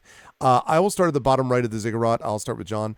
Obviously, Ilarion, as you mentioned, is going to sort of keep it a bit quieter here in this, but 2 things I wanted to note as highlights. One, Mother Johanna's comment to Ilarion about, like, let them know what it is like to deal with the sort of the circumstances of war. That's all very interesting, it seems to me, because like it's Ilarion and Mother Johanna have a specific kind of relationship that I think is grown over time. And there's something that Ilarion finds of comfort, it seems to me, or of interest anyway, in the way Mother Johanna conducts things. So I like that. The second thing is, as you said, like trying to figure out what to say to the council and not say, or I keep calling them the council, the Institute of 12, what to say to the 12 and not to say, and what to, like, is there safety to be found? Like when Rowan brings up this thing, like, is this okay to do this? And it's like, nowhere is safe, but this is probably safer because these people are sort of not beholden to, any one individual place. So it feels like, as the shield, Alarion's got a lot to worry about in terms of how many directions can I protect people from, basically. So there's a lot of that, it seems to me, that must be going through Alarion's head as we speak. How'd you feel about today's session? Where will the fine folks find you next? Of course, it was always fascinating, especially the ones where there was die roll, and that was friend 50-50 whether he'd come join us or not, which I thought was hilarious. And I do myself. I will make checks to see if Ilarion will do this or that, depending on whatever's going on. It's always great. The role-playing ones are fantastic. And yes, there's the point they said about we need help shouldering this burden is absolutely true.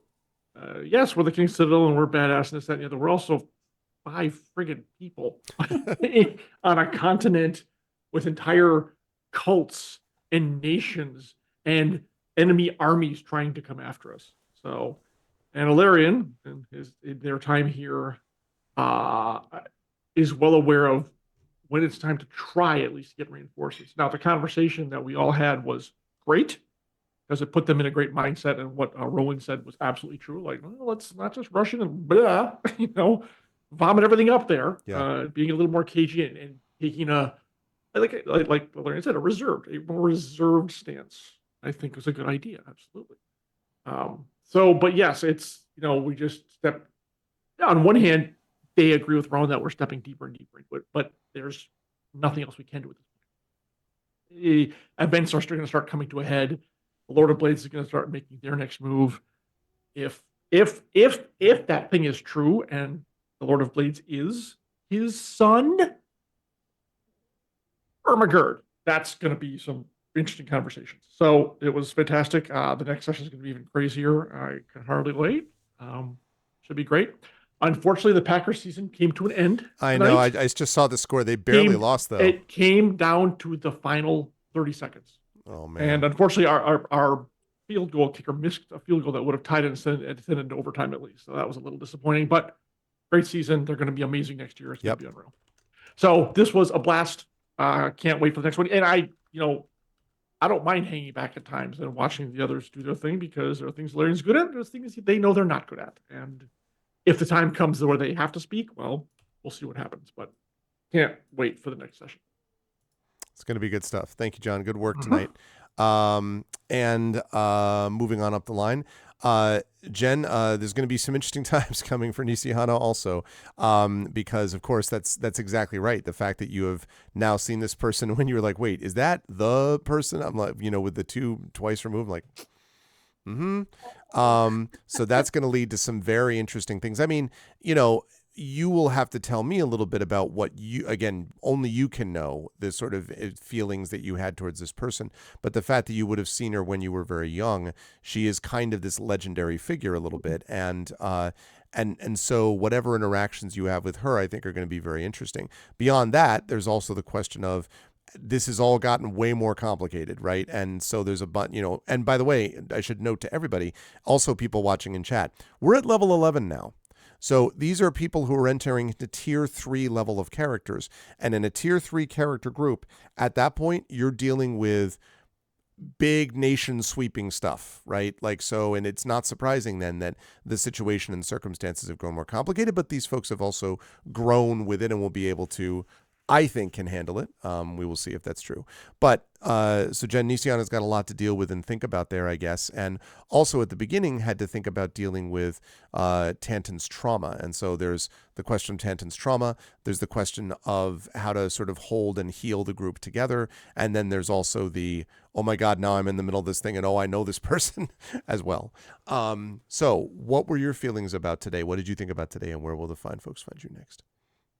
Well, one of the actual hardest moments for Nisiana was when Mother Johanna was kind to her and Rowan. Because when you have trauma, which she has had gone through, and you're not dealing with it, and somebody says, "Are you okay? Are you thinking about yourself?" That, like when I lost my parents, and somebody said, "Are you okay?" The answer was no. No, I'm not. And sometimes I would burst into tears, or I would just shove it all down. And so I was Yep. channeling that into her, just like dealing with war for the first time.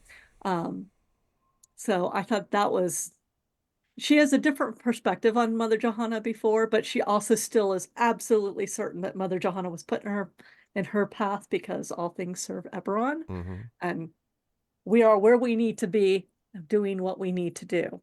She has that faith.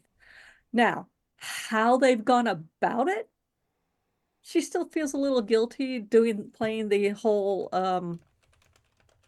great lady thing that she Mm-hmm. did early on, being like, my aunt is the head of this house, and I'm, and she's just out, she's thinking about all those things, but at the same time also she's fulfilling a duty for the house.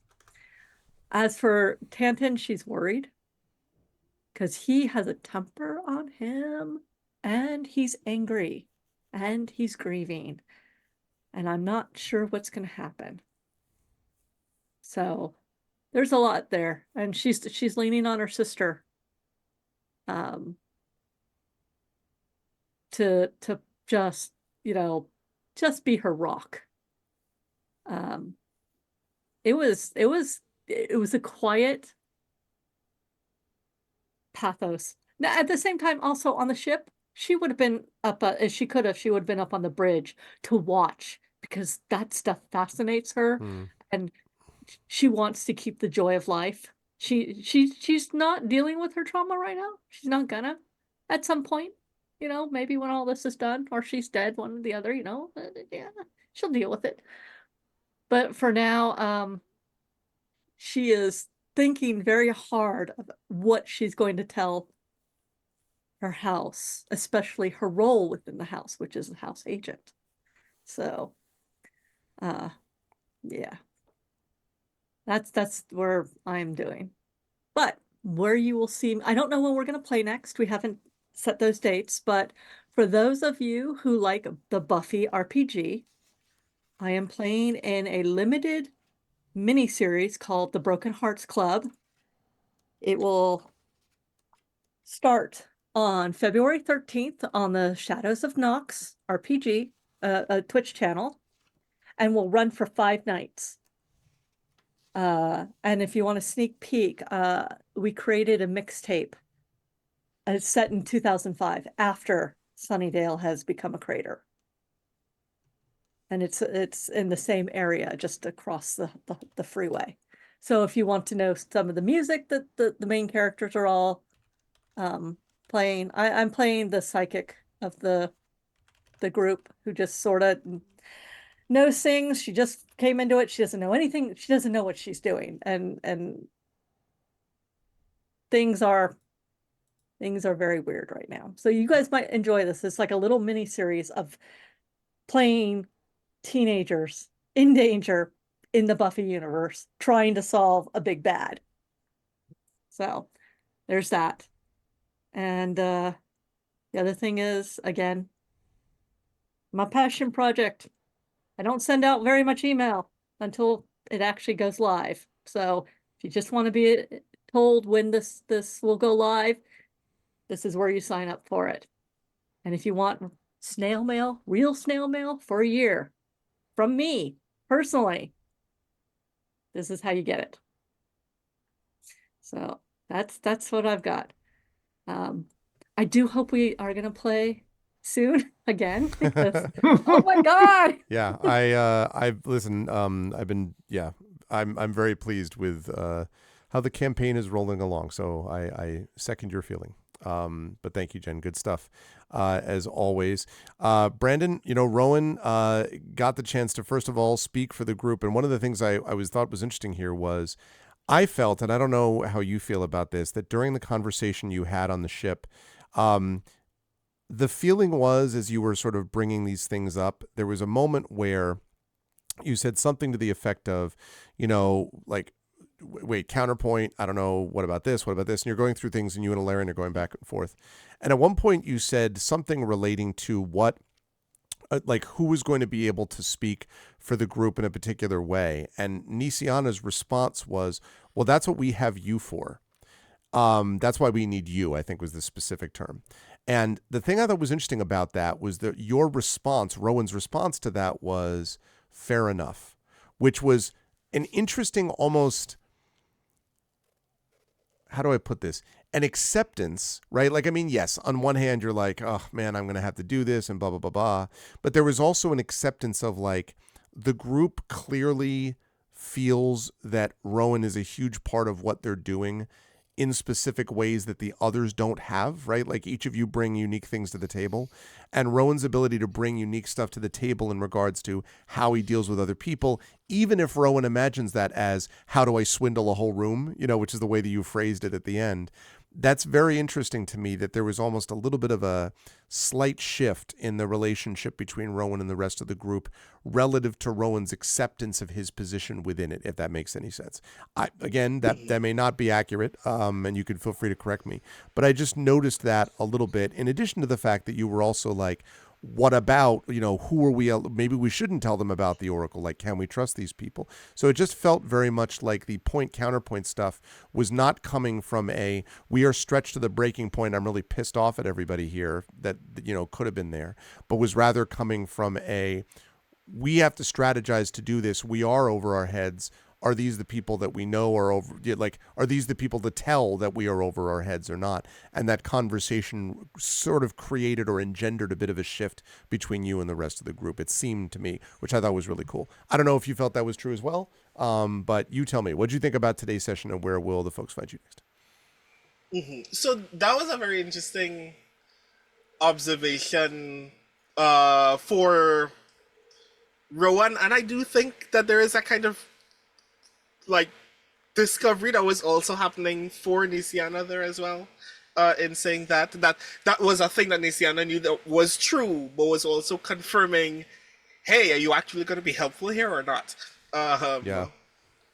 Which I appreciated. But, like, it plays very interestingly with a kind of dichotomy that I was kind of referring to when I made that statement, which is, all of you are being earnest all the time for people who keep asking you for shit, and then leaving you in the morning to die, and then calling you the next morning and going, did you do the thing yet? Can we? No, you're all suffering. Okay, we'd like to ask you to do more things. I'm like, come on, please, this is not good. This is not good. You should stop throwing yourself away for these people. And then Nisiana asks me this, and the switch turns in my brain from, I should have empathy for people who are giving their all for other people, to, this is my opportunity to be wicked again. Because, like, a lot of how I imagine Rowan as a character is, like, that saying, never con an honest John? Mm-hmm. Mm-hmm, mm-hmm. Like, the thing that sticks to me about how Rowan interacts with people is, he constantly believes that other people are not being earnest. So the only way that you can actually interact with most people is by swindling them, because everybody has an angle. And now I'm surrounded by people who don't have angles. I'm like, okay, now that I know that all of you are genuine, this is screwed up, and you're all gonna die if you all continue doing this. Almost like you really mean it, right? Like, you're like, oh no, you're serious. Here we like, are. You really? Sometimes it's of ourselves. You're serious. Y'all walk in and out of the Mournland for free on a regular basis. And then people just kind of call y'all out of the blue and go, so we see that you didn't win the war for us. Do you want to keep fighting? I'm like, homie, this is not ideal. And then Nisiana goes, that's what you need, that's what we need you for. I'm like, oh, you need a bad guy. Cool. Grand. I can do this for you easy. I don't know if I was saying exactly that, but I love that that's how Rowan picks up on it, though. Like, is it, are you saying you need me to cheat someone for you? Like. Okay, yeah. Yeah. I mean, you mightn't know it, but you're not wrong. So now I'm prepared to turn on, like, this is 100% a hustle from this point onward. My goal is to get the Institute to start doing shit for y'all instead of the other way around. So yeah, that's what I'm very much looking forward to seeing this as blanket permission from Nisiana de Girasco to constantly be cruel to other people in the interest of performing your goals. So that's going to be delightful. That's not what I said. Oh, God. I'm allowed to do this because Nisiana told me. The whole Institute was like, staring down. I will go out of my way to name drop you if anybody ever asks me any questions. I am letting you know now. Okay. Nisiana told me to do this, like literally taking money out, literally taking gold coins out of people's pockets. Nisiana told me to do this. This will be hilarious. Like spotlight just on Nisiana, like the whole room goes dark, just like just Mm-hmm. I'm like, I didn't say that. Yeah. We will just like randomly cut in an episode to Nisiana and you as GM will narrate, and this was the moment when she knew. She fucked up. So yeah, I am, after everything that has gone on from last session up to the beginning of the session, I'm very much excited to just take those reins back off and start like moving high speed towards being wicked. So that's going to be delightful. As for me, Brandon O'Brien, you can find me almost everywhere on the internet at The Rising Tides. I am in an actual play series on twitch.tv/Arclight Court called Arcanites, a Power Rangers actual play. Our next session is literally this coming Monday. It is wild as hell. My character Marsha Ambrose asked my mother, who is the CEO of a paramilitary organization, if we could borrow some of their soldiers to defend Angel Grove. Nice. From imminent war. So that's gonna be delightful whenever that happens. I do other things. All of those things escape me, except for Grey Shade. A reminder to everybody, !Grey Shade in chat. I am very excited to see what this book finally looks like when I actually put more of the words in the thing. It's looking good, though. Yeah.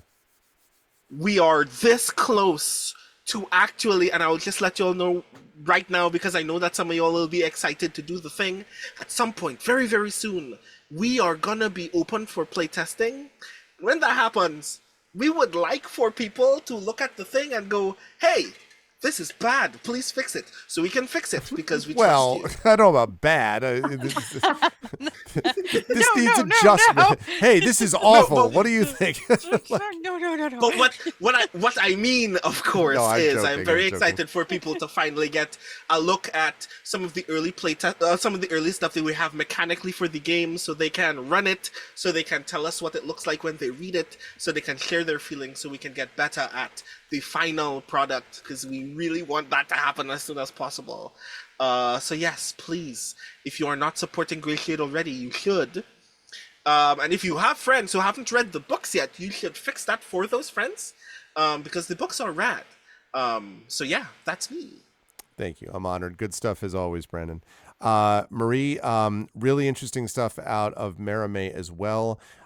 In part because I'm really interested to see how as Merame is sort of navigating this. I mean, a lot of people are just kind of like, I need the connection for Merame, but I felt like Merame here, at least in this episode, was doing a lot of sort of like, was kind of in the Venn diagram, like in the in-between intersecting areas of the Venn diagram with, with Hilar and thinking about the sort of military associations, with thinking about the trauma and stuff that Tantan might have experienced, with thinking about, the message that Nisiana conveys to her, which Merame sends along to Hilar. Like it felt like there were a lot of sort of in-between things here to consider. And now, of course, Merame is also facing this more with the Draconic Prophecy. And every time the Draconic Prophecy gets involved, Merime obviously has this sort of resonance with that because of the way in which her dreams have interpreted some of these aspects, some of which have come true, so to speak, as a part of this. So I'm very curious to see how Merime addresses all of that in this dual desire to be grounded, but then, as you've said last time, also coming to terms more with her dream heritage and sort of becoming more comfortable, I guess, with being able to access that aspect of her.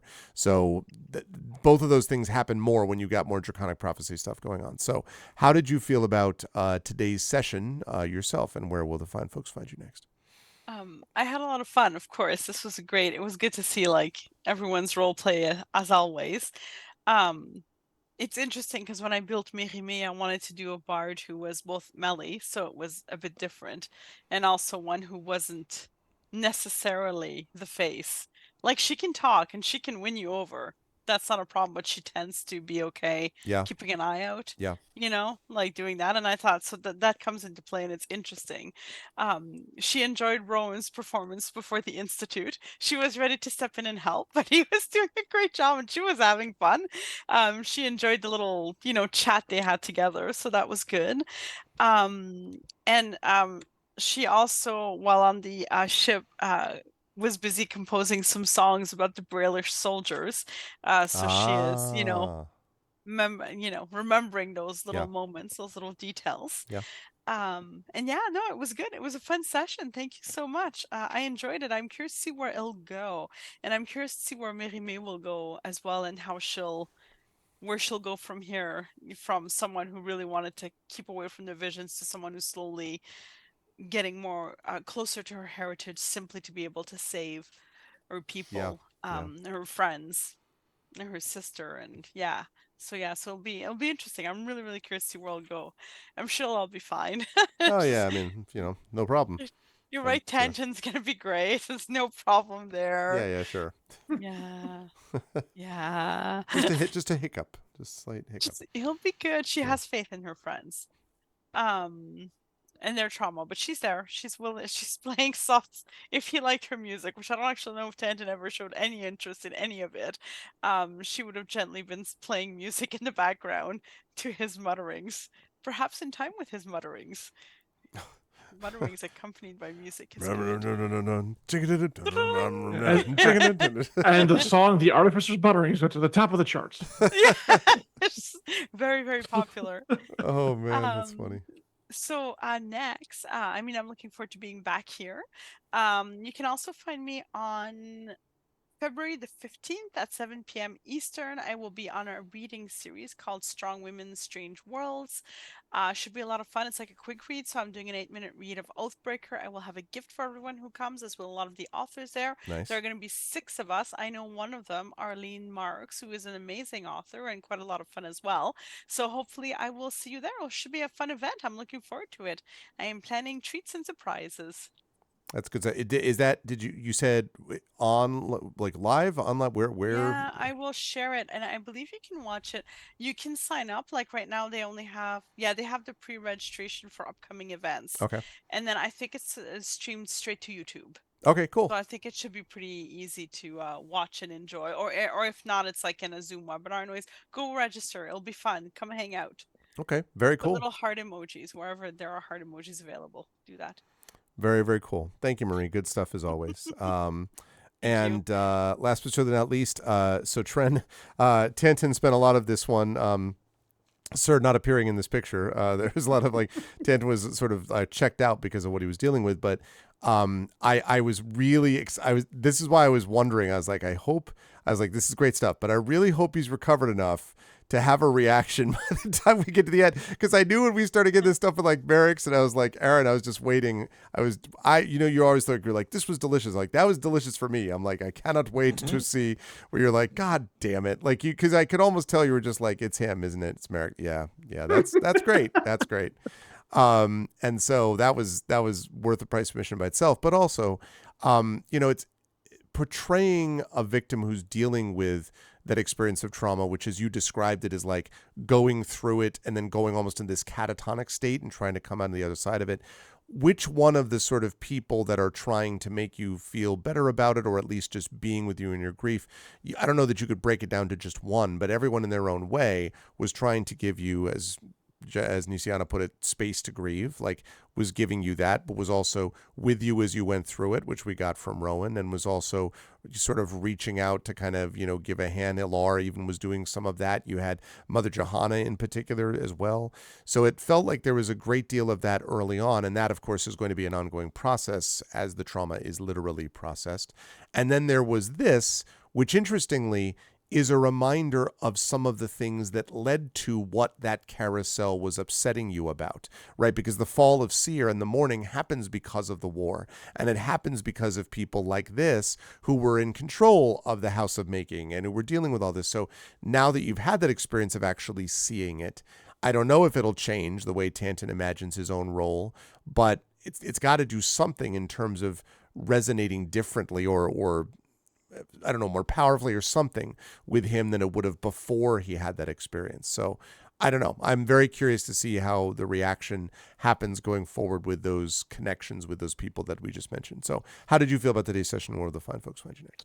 Well, first of all, me too. I'm interested to see how Yeah. he reacts because I got no clue just yet. Yeah. But when the fall of Seer happened, he was in Sharn, so he heard about it.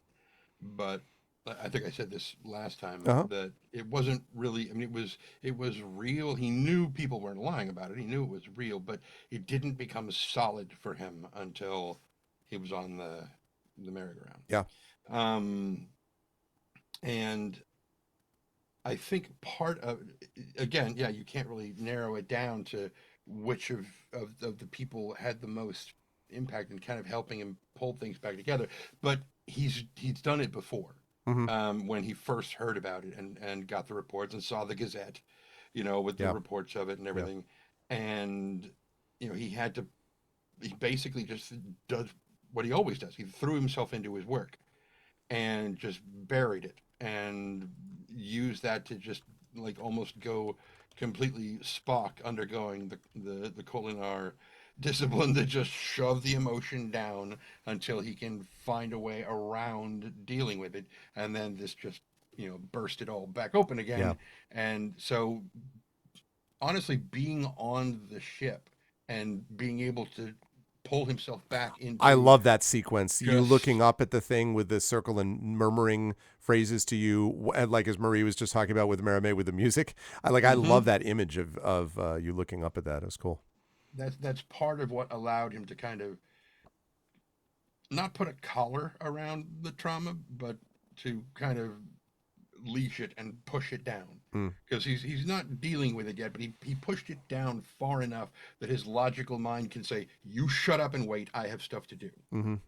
And then once they get into the hall and he sees Merrick's, and the part about this that was just, I was waiting, because if Tanton had spoken before we got to the end of the thing, I was fully prepared for him to say, by the way, your son says hello. Yeah. And I was waiting for that moment, and then the Oracle basically brings it up for me. And Right? I was like, I wanted you to go over and high five the Oracle like in the trumpet, like pretty much through the purple smoke. Woo!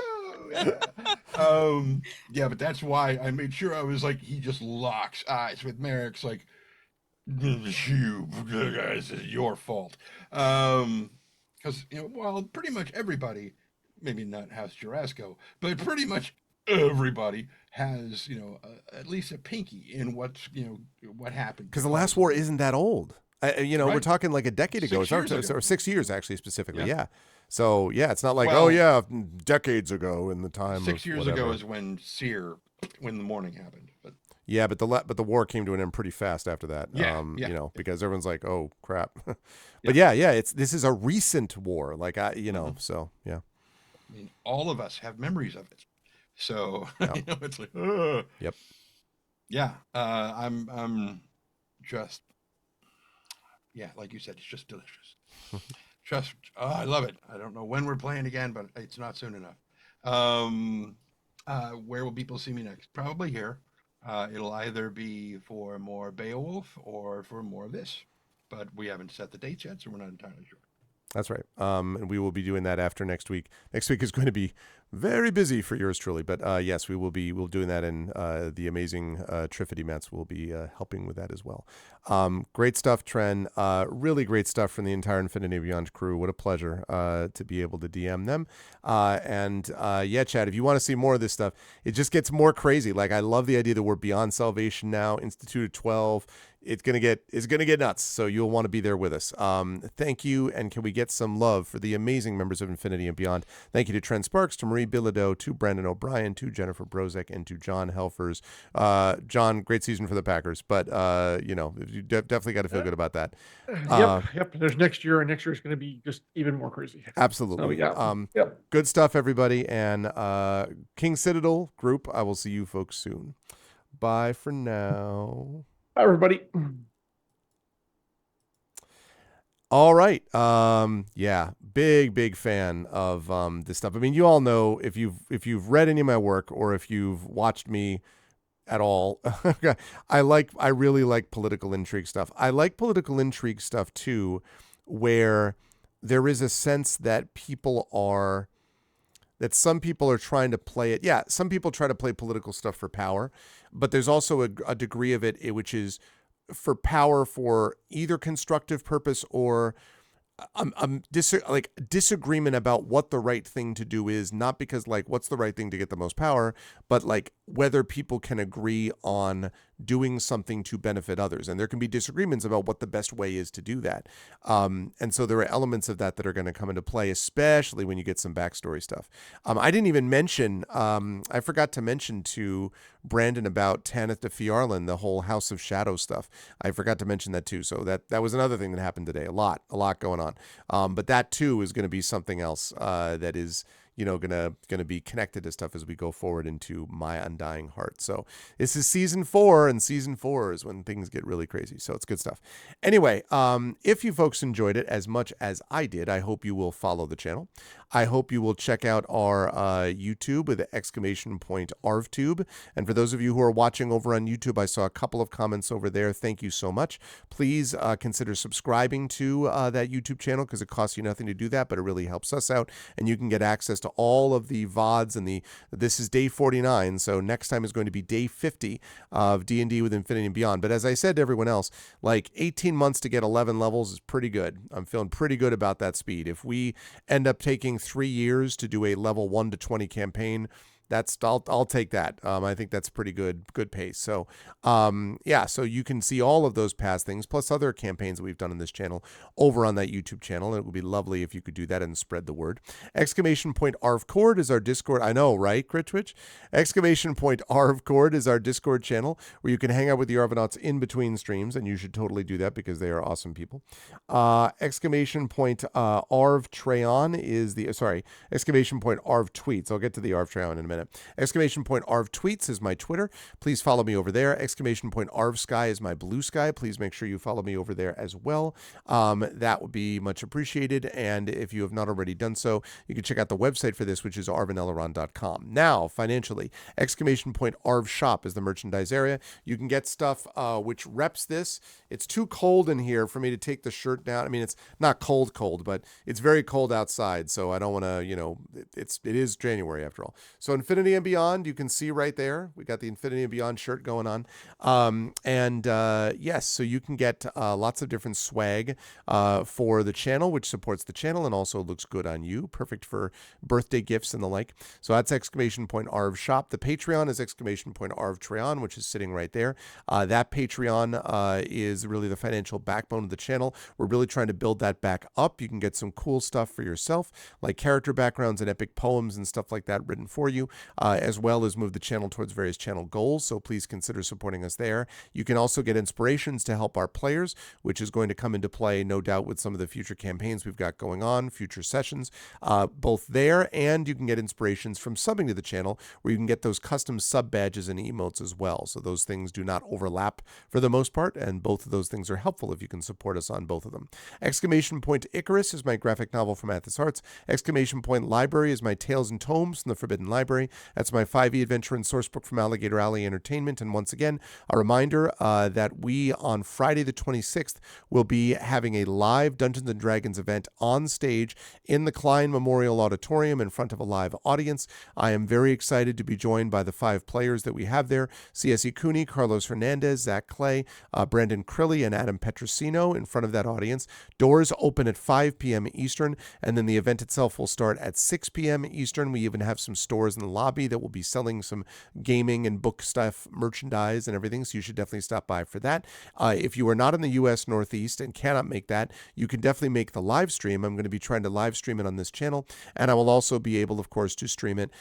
You'll be able to get the stream via the Klein's webpage as well. So again, it's free to attend that event, so it's definitely something which is worth checking out if you possibly can do that. So that's exclamation point Klein 2 for that. And exclamation point library is that library, Tales and Tomes, the Forbidden Library. I am running the second adventure from that group called Return to the Forbidden Library. That is what I will be running, the sequel to last year's event at the Klein, at this event. So I hope you folks will stop by for that. Exclamation point Klein 2 for that, and library for Tales and Tomes. Exclamation point Greyshade is my Grey Assassin trilogy. Greyshade and Renegade, first 2 books already out. You can buy those now. You can buy the audiobook of Greyshade done by the amazing Trent Sparks. Also, you can get that right now. You can also pre-order the tabletop role-playing game of Greyshade, which, as Brandon just told you, is going to be going into playtest soon. That is going to be coming out at the end of the year, so definitely you want to pre-order that now. Pre-orders are love, pre-orders are life, as Prince Justin always likes to say. And you can also pre-order Heretic, the final book. See, great minds think alike, Prince Justin.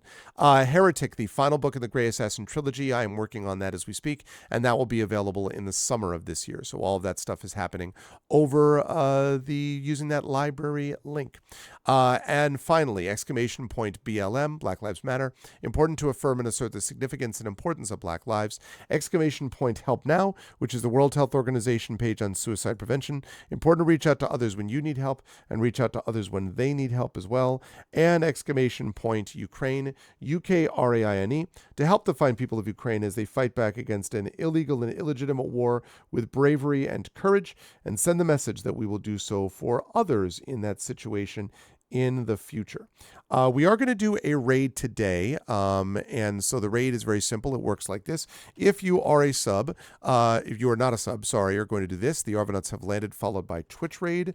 If you are a sub, we are going to do this, which is Arvany Hype, the Arvanauts have landed, and then you Arvany Roar, Arvany Witch, Arvany Woe, Arvany Smug, Arvany Love, Arvany Blown, Arvany Crit Hit, Arvany Ack, Arvany, all the Arvanys. When you are brought over automatically to the place that we're going to do the raid, it helps the raid, the channel that we're raiding, it helps us, so please consider jumping on board with that raid if you can.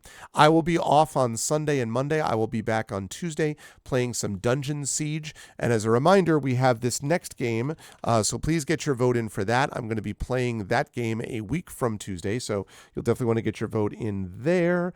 Right now, I think we are looking at... We've got 3 votes for Chance of Senar, 2 votes for Metal Gear Solid 2. That's now 2 votes for that, and 2 votes for Champions of Kryn. That's the gold box game for D&D. So it's anyone's game, basically. Any one of those 3 could easily win it. So Chance of Senar 4, 2, and 2. So yeah, anyone can win that. Definitely get that vote in terms of what you would like to see me play a week from this Tuesday. And then I will be over on GOG's Twitch channel for D&D with GOG Ghosts of Saltmarsh. And then Wednesday, the premiere of Community D&D with the Shadow Crew with Waterdeep Dragon Heist. You will definitely want to be here for that. That's happening 9 p.m. Eastern on Wednesday, this coming Wednesday. Thursday, I will be on with some D&D with viewers, and I think I may have someone familiar to this channel live and in person here. And then on Friday, we will have that event at the Klein Theater, which I'm going to be live streaming. Saturday, Expedition from the Mysterious Peaks. So we got a lot of stuff there. Hey, what's up, Karen? And hope you're having a good weekend as well. So it's going to be awesome. You'll want to be here for all of those things over the course of the next week. A lot of content coming your way. I want to thank everyone who made this an awesome stream tonight. Thank you to my wonderful mods, Dragon Spear, Drew the Damager, Prince Justin, Shadow Mage, Triffity Mats, and the Rising Tides, the best mods in the business. Thank you to my wonderful Patreon supporters and subscribers, Dragon, Drew, Prince Justin, Shadow Mage, Triffity Mats, Crit Twitch, Radio Johnny Panda, and Trendane. Thank you, thank you. And thank you to my wonderful viewers, Big Boss, Jag Chris, Kiernan, Marie Bilodeau, Mark, Nonstop, Nuri, Ray, Sleeping Beauty, Slider, and William. Thank you so much to all those wonderful people. And a special thanks tonight to my wonderful Infinity and Beyond crew of Tren, of Marie, of Brandon, of Jen, and of John. Thanks to being amazing, awesome people. I will see you folks on Tuesday. Until then, everyone, please have a couple of good days and a relaxed one. Stick around for the raid, and I will see you folks back here very soon in just a couple of days. Raid after the video. Stick around for that, and thanks, everybody. As always, much love, and everyone, please be good to each other. Have a good night.